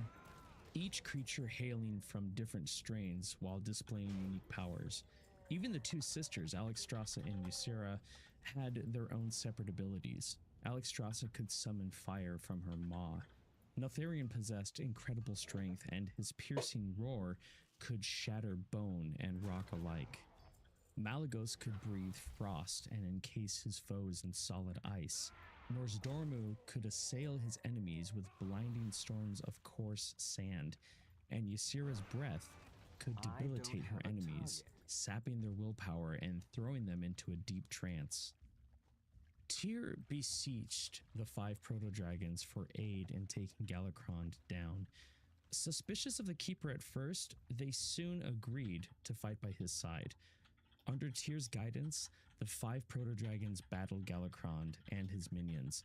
Their fighting raged over the snowy peaks of northern Kalimdor. At first, every attack made against the giant proto-dragon were deflected by his hide. Even Tyr fought alongside the Chosen 5. At one point, Galakrond bit off Tyr's iron hand, suffusing him with necrotic energy. Even though Tyr survived, his wound would never truly heal, and many years later, he would replace his lost hand with one forged of pure silver. This silver hand came to symbolize his belief that only through personal sacrifice could one achieve lasting justice. I'm out of range. And this would be the icon for the Knights of the Silver Hand. But I digress. Soon, the 5 proto-dragons found Galakrond's weaknesses. They assaulted his eyes and his soft yet vulnerable gullet. Using their powers and trust in each other, they vanquished Azeroth's new number 1 threat. Galakrond's lifeless body plummeted to the ground, smashing into the frozen tundra that would later be known as Dragonblight. Today, we can still see the bones of this monster, laying in silence after years of so much noise and mischief. Despite all odds, the 5 proto-dragons had won, but only so by working together. Interesting. It was a lesson they would not soon forget. Alexstrasza and the others would carry on this ideal of unity and cooperation for ages to come. While Tyr and the chosen proto-dragons were having it out with Galakrond, the other titans emerged from their stupor. problem was, they were a bit too late and realized how big of a threat Galakrond really was. Feeling ashamed for not helping, they still felt grateful to Tyr for having taken action. And you think that Tyr would have chastised them, but he didn't. Instead, he convinced them to imbue the 5 proto-dragons with powers. That way, they could become another safeguard for Azeroth. The only one who was hesitant about this was Odin. He didn't agree that they should have Azeroth's fate placed upon their shoulders, regardless of their heroic efforts against Galakrond.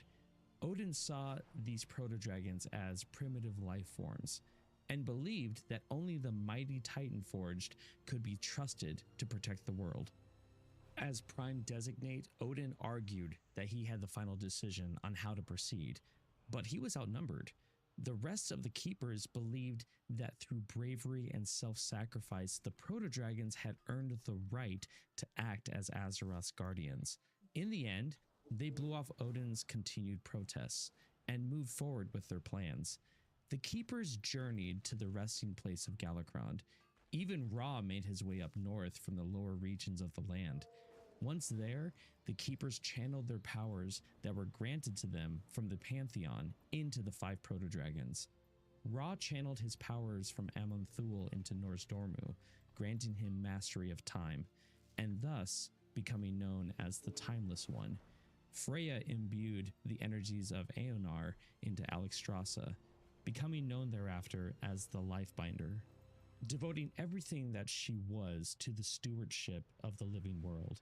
And having proved her courage in the battles against Galakrond, she was crowned the Dragon Queen and given command over her kind.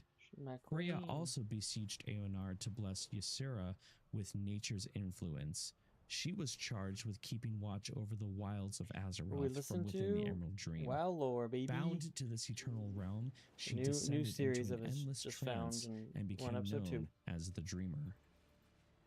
On the flip side of all that was calm and peaceful, Loken called on his creator, Norgannon, to endow Malygos with incredible arcane powers.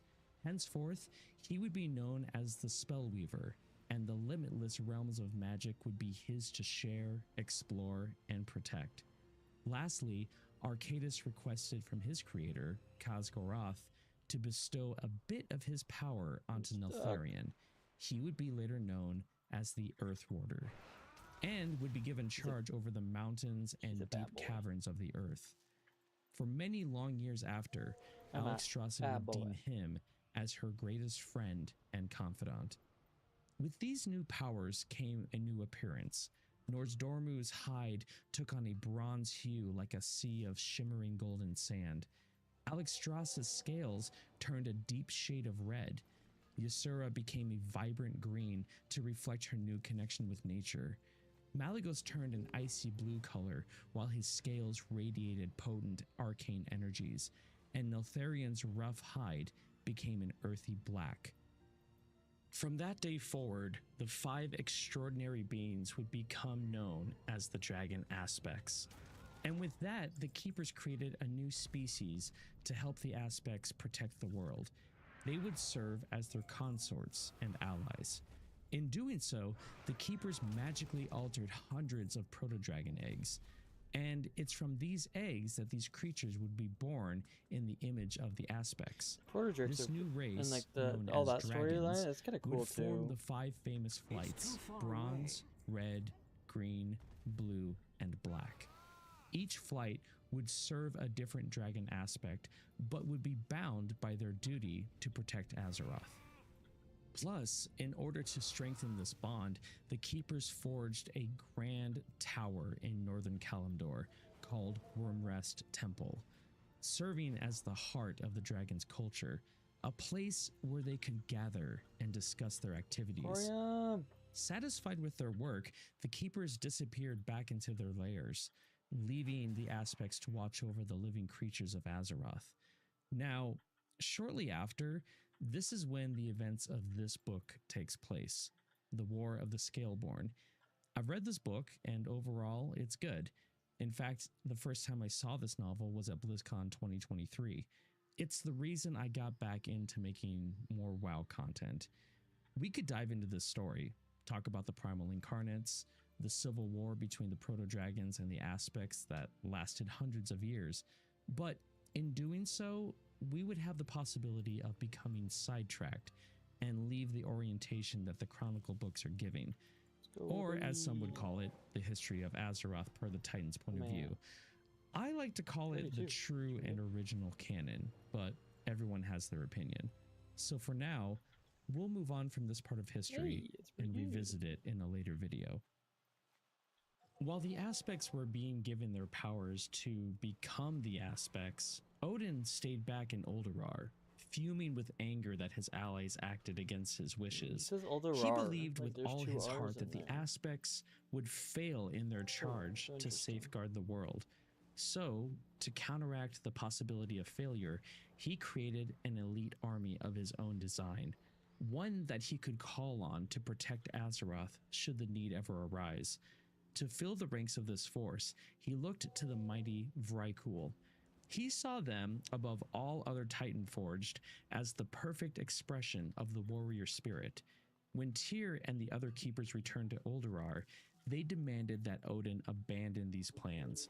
But he was single-minded in his focus and unbending in his ideas of what was right. This is when he invited the keepers to help him create this new army. When none of them stepped forward to join, Odin announced that he would be pursuing his quests without them. Have they And talked so about he did, Algalong yet? first by securing one of Uldurar's wings to act as the base for his new army. This section became permanently separated from the rest of the fortress and from the other keepers, but only so with the help of Helya. Odin, over the ages, saw her as his adopted daughter. Their bond was close. So she wove a great spell to encase the keeper's stronghold.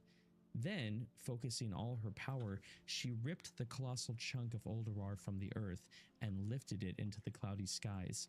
In time, this floating citadel would become known as the Halls of Valor. And from this location, Odin would deliver a proclamation to the Vrykul. Those that proved their bravery by dying a glorious death in battle would live again in the Halls of Valor. Their spirit would be transported to the fortress and given a mighty new storm-forged body. They would later be known as the Valajar and serve as Azeroth's foremost guardians. All that remained was to find a means of ferrying the spirits of the dead to the new citadel in the skies. It just didn't happen when they died. For this, Odin studied the energies that permeated the Shadowlands. This knowledge that he gained would allow him to transform some of the Vrykul into spectral beings known as the Valkyr. These wraith-like servants would travel between the Shadowlands and the physical world, like these guys are and supposed guide to be the good, souls like, of worthy Vrykul to the Halls of Valor. The sad I'm part thinking is where they are that in these Valkyr Ice would Crown. be cursed to live as phantoms for all it's gonna be eternity. Yogg-Saron No doing that. Vrykul ever volunteered to become a Valkyr. And because of this, Odin created these servants by force. Helya reprimanded him for turning some of the Titanforged into slaves against their will. The argument between the two almost turned to blows, so she threatened him, telling Odin that she would return the Halls of Valor to Uldurar if he didn't change his mind. Clearly, this was a threat to him. Not only him, but he saw her disobedience as a threat to his plans and the future safety of Azeroth. Odin struck Helya, shattering her physical form and twisted her spirit into the first of the Valkyr. It's said that her howls of pain rumbled across the surface of Azeroth and pierced into the very heart of the Shadowlands. This transformation would forever darken Helya, but her torment was not finished. Even though she hated Odin for what he had done to her, she found herself compelled to obey his will. More so, she set out to transform unwilling Vrykul into the cursed Valkyr. And for ages, Helya and her fellow Valkyr transported heroic Vrykul to the Halls of Valor. Over time, the citadel filled with the Valajar. Odin had no remorse for breaking from the Keepers, or even for transforming Helya into what she became. In Odin's mind, everything he had done was for the safety of Azeroth and the honor of the great Pantheon. Speaking of which, regarding the Pantheon, deep in the distant reaches of the Great Dark, a crusade was beginning, one that would purge the existence of life in fire. Azeroth would know it as the Burning Crusade. Ooh, we're in that. We in that.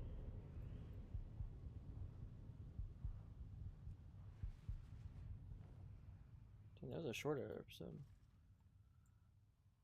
Oh, wait, wasn't it? If Still you've made it 42 this far in the minutes. video, thank you. Dang.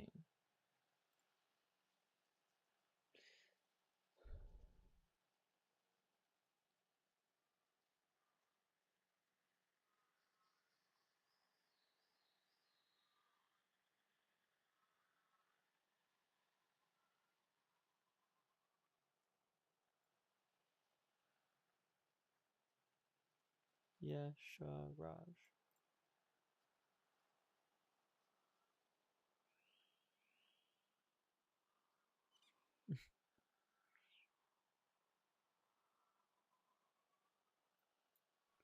Yeah, that's kind of cool. I'm gonna have to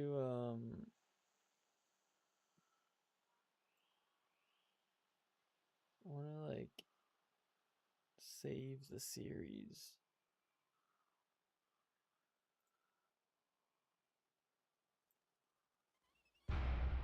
Oh, I don't want that. I just want to see. Corey, I'm coming. I wanna. I don't know. It's only 20,000 subscribers. If anyone wants to listen to some WoW lore, this guy seems pretty good. Definitely seems pretty good. If anyone wants to listen to him.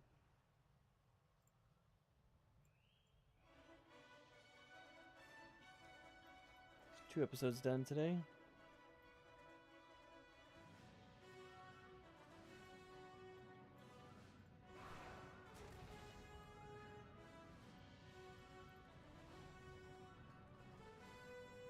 Ba, ba, ba.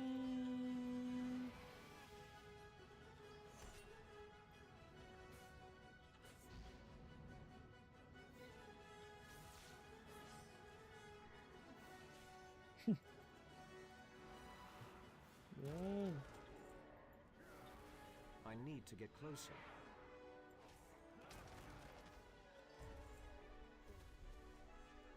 I see you. Kind of weird how I can see you. What's all the 80? I think I wouldn't be able to. I'm just gonna get rid of these stupid mages.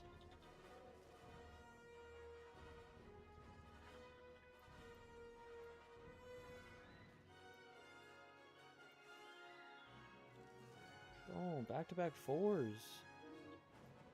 We can go, baby. So there's no way it's back-to-back-to-back.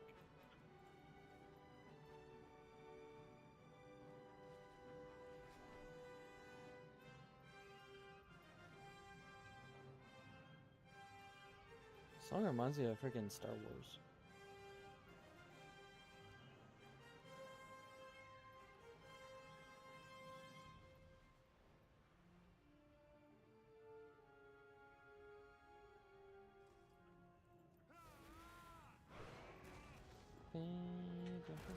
Are you still here, SPK? Are you just on break, or are you still working, or what are you doing?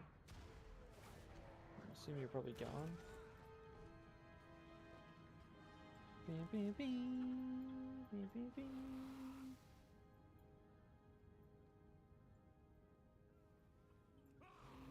Hopefully people like listening to like the lore stuff. Are you still here, SPK? Are you just on break, or are you still working, or what are you doing? If people don't like listening to the lore, I don't have to.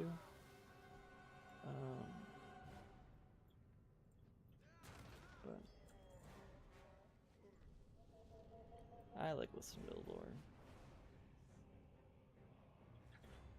I need to target something I first. need to target something first.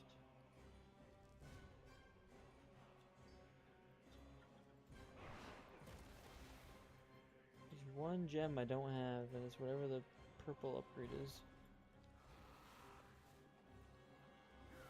Only one I don't have.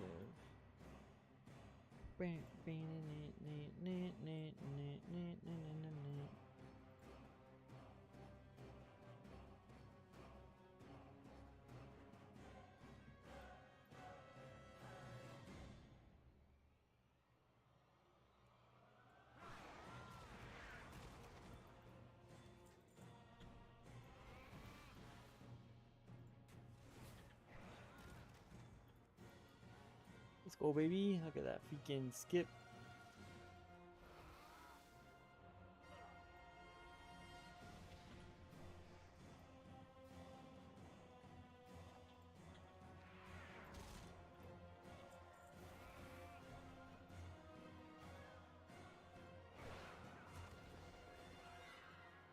It'd be really cool to like watch those or listen to those lore videos and kind of go back and like it's like when it's talking about like Galakron, like where you like died and stuff, like go and like see where that is in the game and just go that way.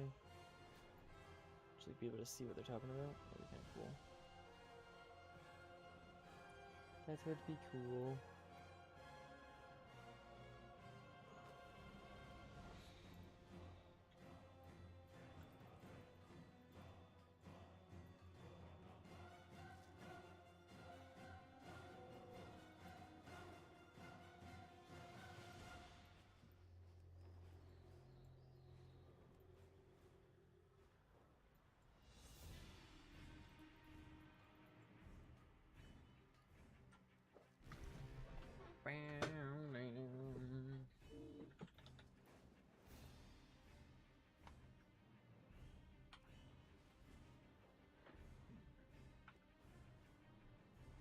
I've gotten quite a bit of ore today. Quite a bit of ore. At 40, so I'm at 20. I'm already at 20 pieces. Now I just need to, I mean, I still need like 900 more. Maybe not 900, it's actually getting close to like probably 200 now. So that is a piece now done, which is nice. I just need to work on now getting the primals here at 17. That's not too bad. Makes about sense because I had about 30, or not 30, but like 20 something probably before you started. 20-ish. You're about to get more. You're about to get more. Corium ore, baby. It's so much faster. Like it's. I mean, we haven't gotten that much since. I think we actually got pretty unlucky for when you came in, but we still are getting pretty lucky.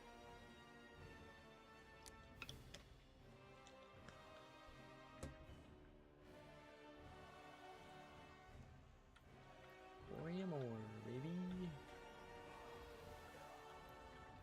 You get better luck if you use a purple mount. Went a bit earlier today and nothing. Yeah, that's the thing. It's just the luck of the draw. I've mined a few times, not long, but like it's just I want to keep mining and stuff, and it's hard because it's like I should do it on stream because it's like proof I'm not cheating. But then it's like it's really boring content.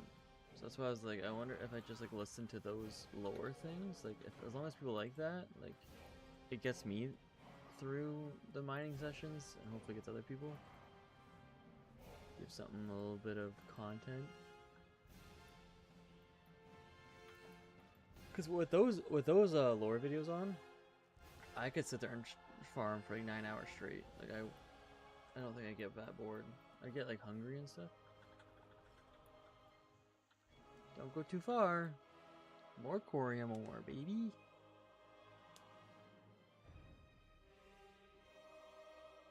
I usually don't have that much luck on War Mode On. The 2 laps, yeah, that's like my thing. Is like I get 2 laps, and like if I get 1, I'll keep going, but I never get 1.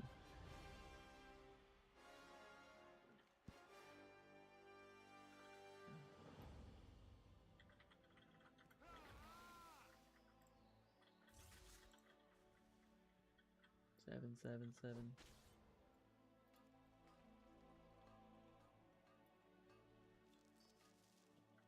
Let's go. I don't think I've ever gotten. I think it's my first one ever getting one down here. I've never gotten one on these rocks down here before.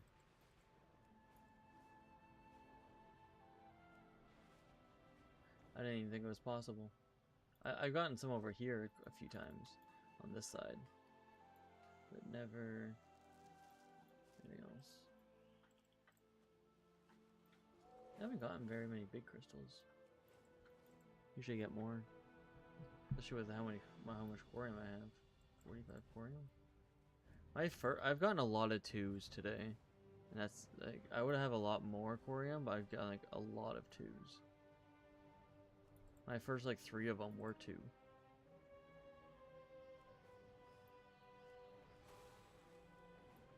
Wasn't that good?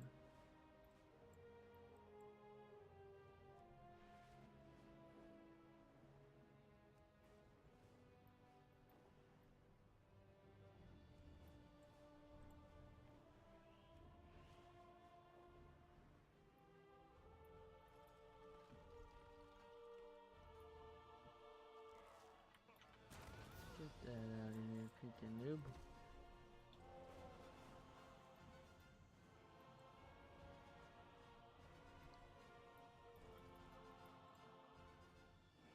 Get that out of here. Ooh.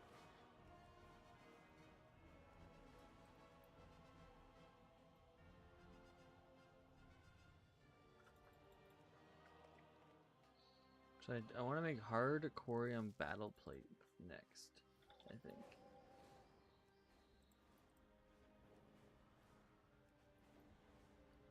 To figure out how to make that and see if I can make it.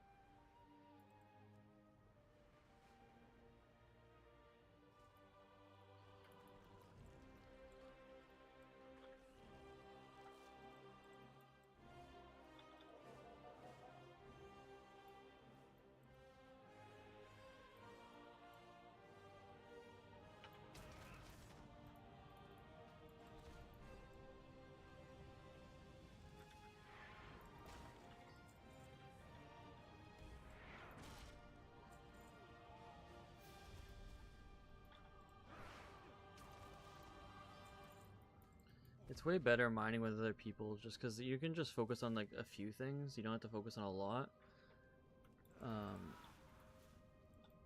It's when you have to do like a full thing by yourself, and it's like then you have to do like one full set and then you go back for a full set, and like the full set takes twice as long. So it's just like it just never seems like it's worth it doing it by yourself. I need a lot of corium still.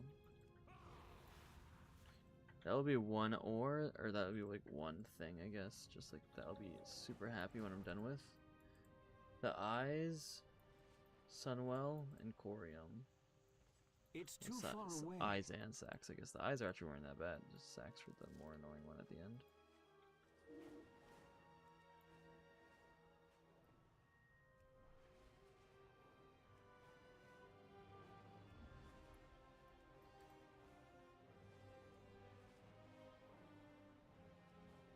Sunwell's probably the worst thing, or like one of the worst things. Corium would be the worst thing if I was doing it all by myself. If I never did anything with like 2 or 3 people, corium would be 100% the worst thing. And if I hated PvP, PvP would be the worst thing. Although if I hated PvP, I probably just wouldn't do the PvP part. But I actually enjoy PvP, so I'm adding it in. I need so much corium and consider by it doesn't take that long. If you get if you get someone or whatever just to go mining just for a few hours, you get quite a bit. I never bought any, and I'm coming up to like the point of like I'm being kind of close to being done with it. I mean, but it's it's just whatever you want to do. Corium is expensive.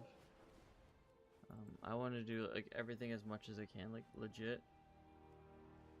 I was really hoping to get more greens and blues and epics for like and not have to buy them, but I was like I'm not gonna be sitting around and just like killing mobs non-stop for days for hoping for a random epic. So I just bought them. Except for there's one green I still need. It's the last thing I need, and it is it's a green bow, and it's been like 19k, and it dropped down to 14k, and then as I literally didn't have any gold, and then now it's up to 45k again. Oh frick! I saw that like last second.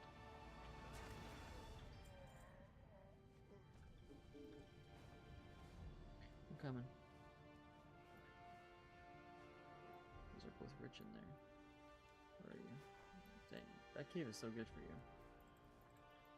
I wanted to check. I do want to check this thing. I don't. Did I ever get that Nightblade? Oh yeah, I did get the Nightblade. Yeah, Azerothian longbow. It's the only green, purple, or blue I need now. Yes, I did get the Nightblade. I search ever so often for what drops I still need. Oh, that's not even inside. Oh, let me click it.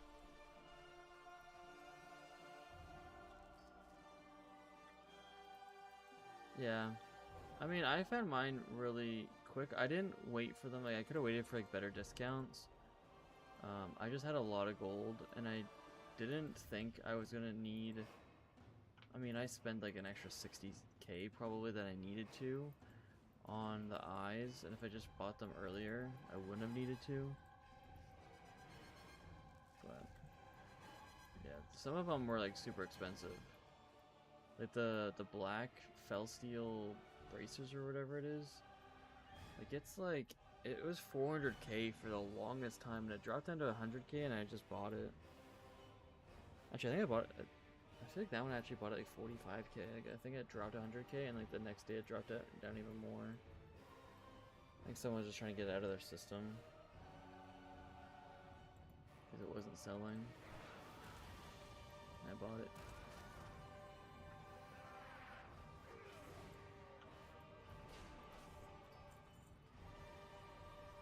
I only buy things below 1k. Well, okay, well your world drop epics are not going to be under 1k.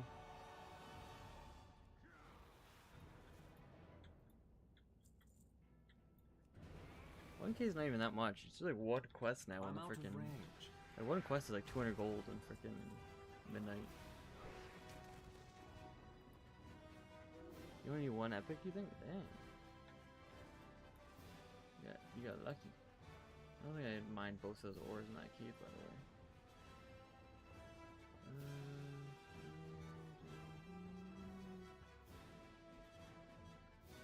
It's been in this two spots like every single time. Talking blues and greens. Okay. Yeah, greens. A lot of the greens. All the blues are pretty cheap. I need to get closer. There's like kind of like the more expensive ones are like 5k. I'm out of range. But the greens are pretty freaking expensive for a lot of them. Like that's the one I'm trying to get is the Azerothian longbow. It was like 30k for the longest time. Finally dropped into 20. Went down to 19, 14. I didn't have enough gold. And I went back up to 45. Colt 45, 2 zigzags. Baby, that's all we need. Yeah, I don't think I got that one. Yeah, so I'm not going back in. 8 epics? That's not too bad. It's actually pretty good. Hey, that's pretty good.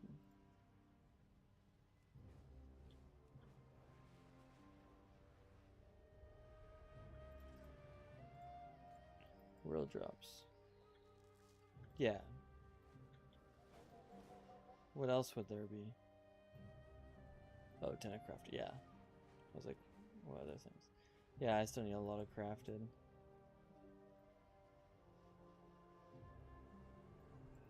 Yours shouldn't be too bad because you're not doing PvP. So at least yours will be more percentage wise and stuff like that. And like PvP is a big grind. And if you don't like PvP, then it's just like I don't think it's worth it.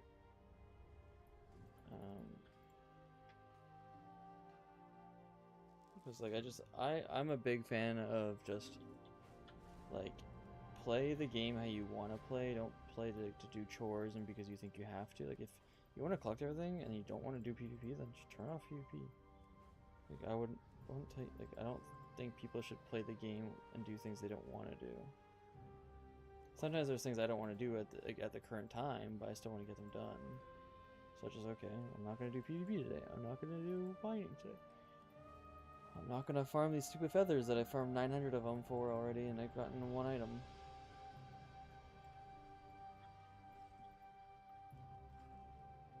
I think comp stomp I could do if I get midnight. Yeah, like the training. The training grounds are really easy and it's pretty simple. I hope they expand on it a lot. Like there's only like 4 or 5 battlegrounds. I hope they expand it to more, like Warsong Gulch. Maybe even Alterac Valley. Alterac Valley would be kind of cool. Ashran would be really cool as well. But yeah.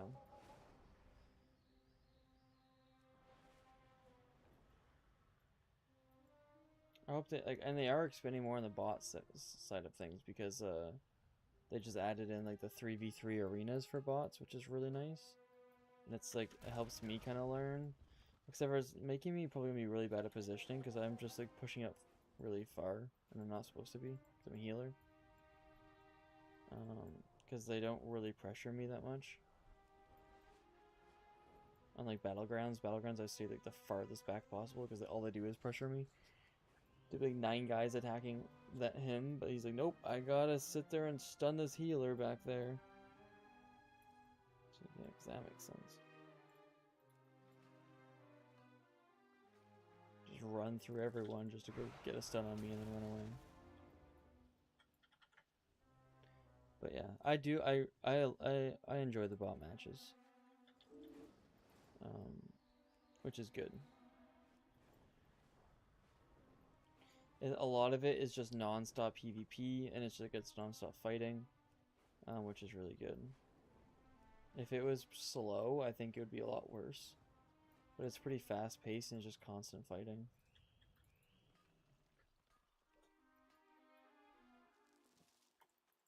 And who knows, like you might, if you get midnight and you start doing the PvP thing and like you do it enough to get stuff, you might just turn out to like start liking PvP and like, oh, I want to go a little bit harder than this now, and you never know. So, oh, I'll try the bot 3v3 matches and see how that goes. And like I was playing with Valet, and Valet's he's like I don't like arenas because he was bad at it, and like, that's the reason why I don't really like it. But then he's like, once he started getting gear, and he's like actually getting experience and playing, he's like 2s is actually my favorite thing now out of PvP. He's like 2s is the best. Yeah, see, there you go. You just gotta get experience and play it, and just play it for fun. Changes the whole outlook on the game.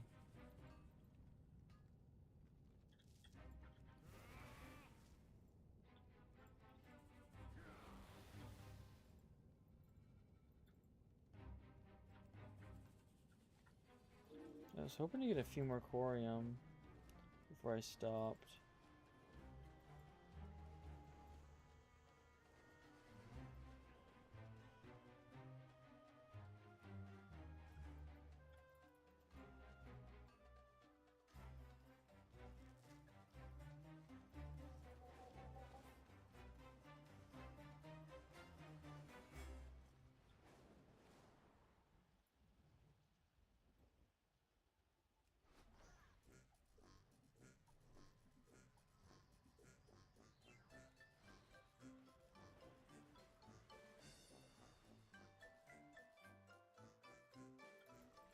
But I want to get I want to get PvP, and I want to improve on being a DPS. And I'm kind of thinking about being a hunter for it, because I'm just really bad at hunter, so I think learning that better I need to get closer. And being able to do that, it's a lot of honor that I'm wasting on that gear. Just hard to justify not getting like 50 marks.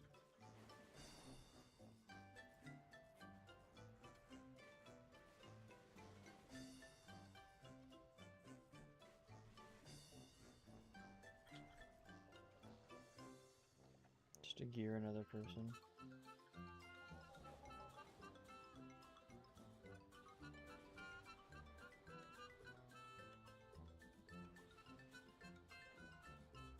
This is not 50.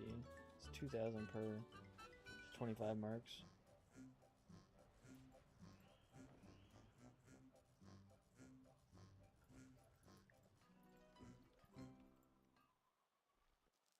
I did want to get a conquest piece today because I'm like 1 win away. Got really unlucky that the one healer left. I think like we actually came pretty close. I think if we had a healer in the mid the whole time, we could have had some pressure on them. Because they ran mid the whole time, and like someone could have stayed Blood Elf Tower. I could have roamed. Like I think we would have actually maybe won that game. It didn't seem like it was that hard of a game. Like we were winning in mid near the end.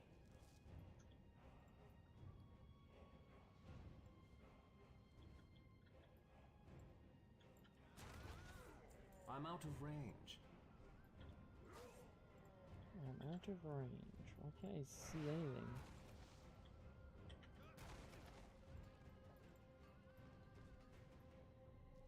I think this will be my last lap, and I'm gonna get off and, or not get off, but like, gonna deposit everything, log over.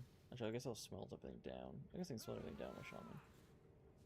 Go with my shaman, see what I need to start working on for. I'm streaming tomorrow, because I'm gonna be doing a short stream on Saturday. So I'll be streaming tomorrow to kind of make up for it. The same freaking spots every time. It's insane. Corium, I'm coming! Every time I want to leave, it's just like Corium. How are you leaving? There's Corium. I need to get closer. Where are you? Matt, leave. That cave again. It's every single time you're at that cave. Crazy.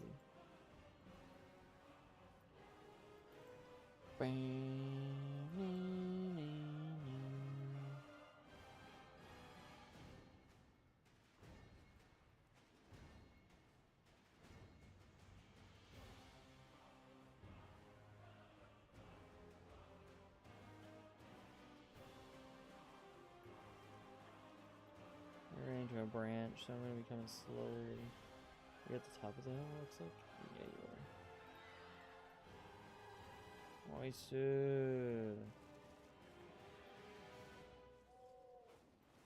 I'm gonna go check the Twilight Ridge, and then I'll probably go to Twilight Ridge, go back and around down to Shatrath, and see what happens.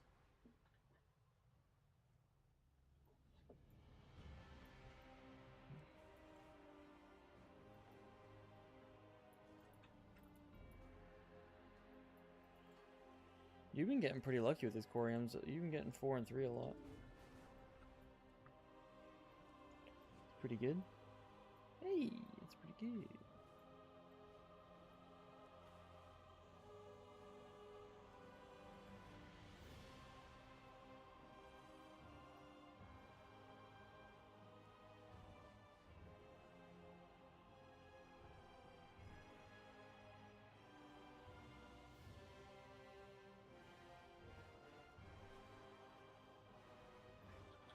That's why you check Twilight Ridge.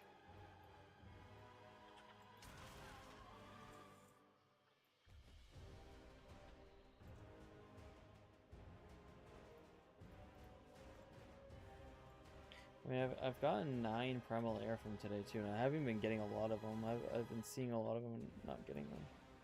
600 Adamantite. Maybe 50 plus. Basically 100 Eternium. It's a pretty good haul today so far.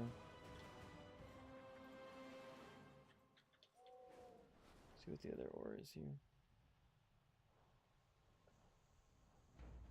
Where's the other one? Right there. Adamantite.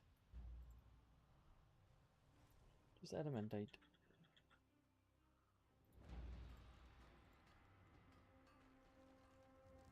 Oh, he's 4. 54, baby! Sargeras? Question mark.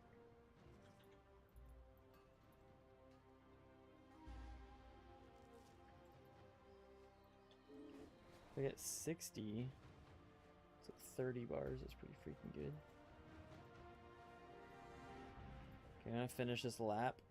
And that'll probably be my last.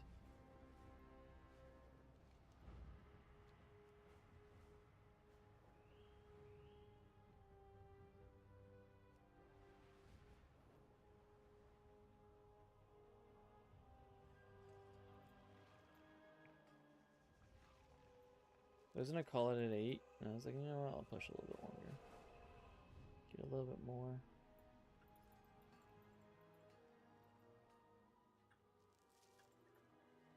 $100. That's pretty good though. 12 fire, 9 air. I was gonna farm for more primal shadow if it was just gonna be me. I was just gonna mine for a little bit and then go back and farm more primal shadow, but I'd rather farm corium. So that worked out. Yeah. Anyone ever wants to farm corium, just let me know. I'll always be down to farm corium. As long as I'm in this expansion lock series.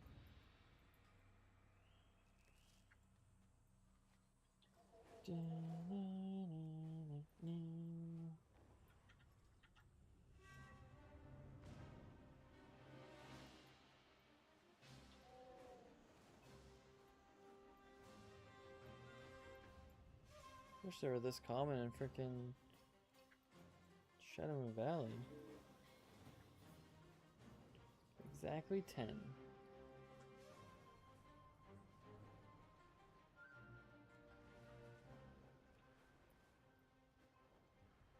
No ore up here at all today. What the heck?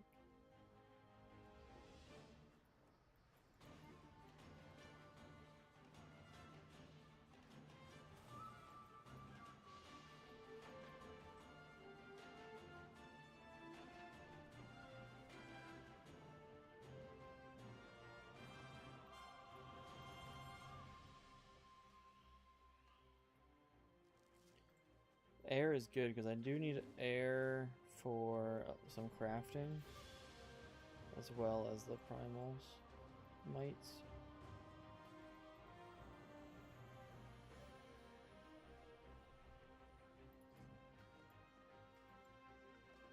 If I can get the hardened adamantite battle plate done, that would be nice.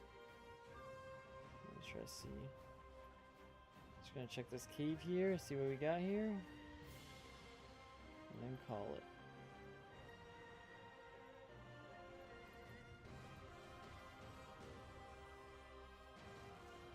Figured I would have got a lot closer to a level for today, but I guess not. Let's see what's in here. Thorium! Last vein of the day, baby.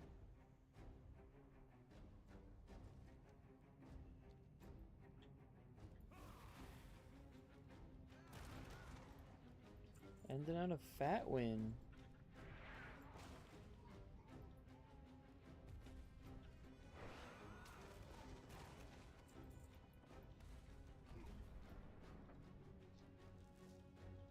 Big dub right there. I'm out of range. The back was just a normal adamantite though.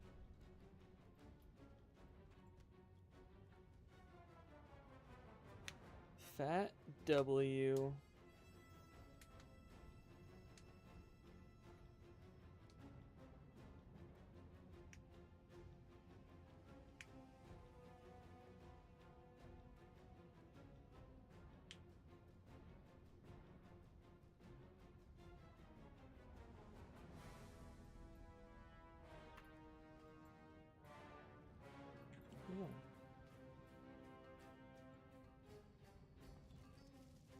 Ending on a 4 as well for both of us. Nice. One on surface. Alright.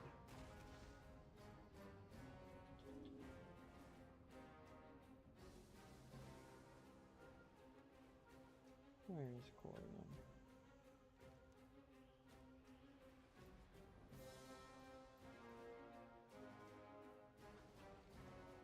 Did you find it?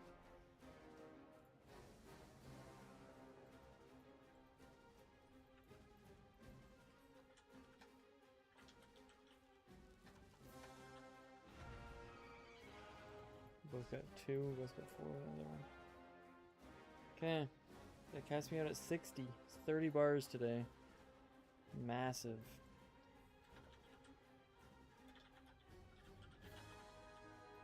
Thank you tremendously for helping, because that made me get a lot more. A lot more. Do some freaking smithing. Freaking getting some smelting done. I'll probably smelt the rest of this just off camera today. I'll just set it up for the 5:30 smelting, go downstairs and grab something from some food, and then come back up and switch over to fel iron. But corium I at least want to smelt up and see what I'm at. 38 corium, 51 modes of fire, 203. Not too bad. Got 129 modes of fire, which is pretty good. 12 primals, 10 primal air, 69 Eternium is pretty good.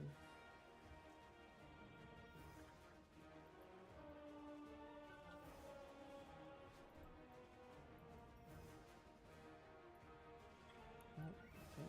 Wrong one. Wrong one.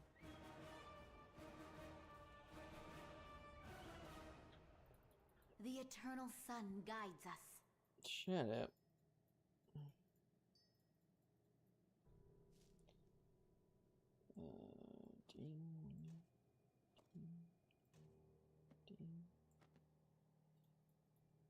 Those in, put that in. I'll probably switch those up anyways. Might as well just grab these 60. I can't use that item yet. So that's 13. I finally have another one of those. Fill that freaking hole. Okay, let's sell. I have one-of-a-kind items. Time is up. I want to see what I need to work on next, maybe tomorrow. I was thinking about doing a classic stream tomorrow. Do we want to see a classic stream tomorrow, or do you want to see a normal stream tomorrow? So I'm fine with either. I've been really enjoying expansion locked right now. But I am also down for classic. Classic's a lot more slow paced, and I don't really need to do slow paced right now. Cause they're both kind of slow. I just want to get this expansion lock series done.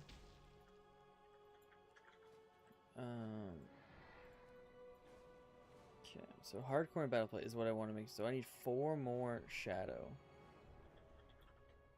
So I need to work on that next. And then I think 20. Oh, this is 10. I can make 2 things maybe. I just need primal might. Interesting. So we're gonna take the State your 6 business. of those out. What else do I need? I needed 10 of these. Okay. And then to make something with 10, these don't even matter, I just need 4 more of those. Everything else I just need and use. So I need more waters. The reckoning Okay, is that's not too bad. Not too shabby.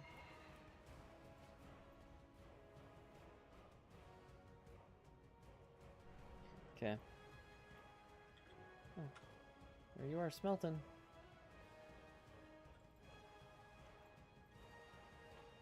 I think that's gonna be everything for me today. Thanks for everyone hanging out and chilling. let me know. I guess if hopefully everyone liked the lore in the background while I mined. It's just kind of like an extra thing. But yeah, thanks Hans for coming in and helping. A reminder, I am live tomorrow. I'm not usually live Fridays, but I am gonna be live tomorrow, same time. And then I'll be alive. I'll be live a bit on Saturday.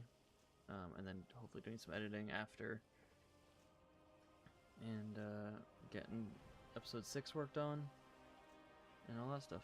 So yeah, thanks.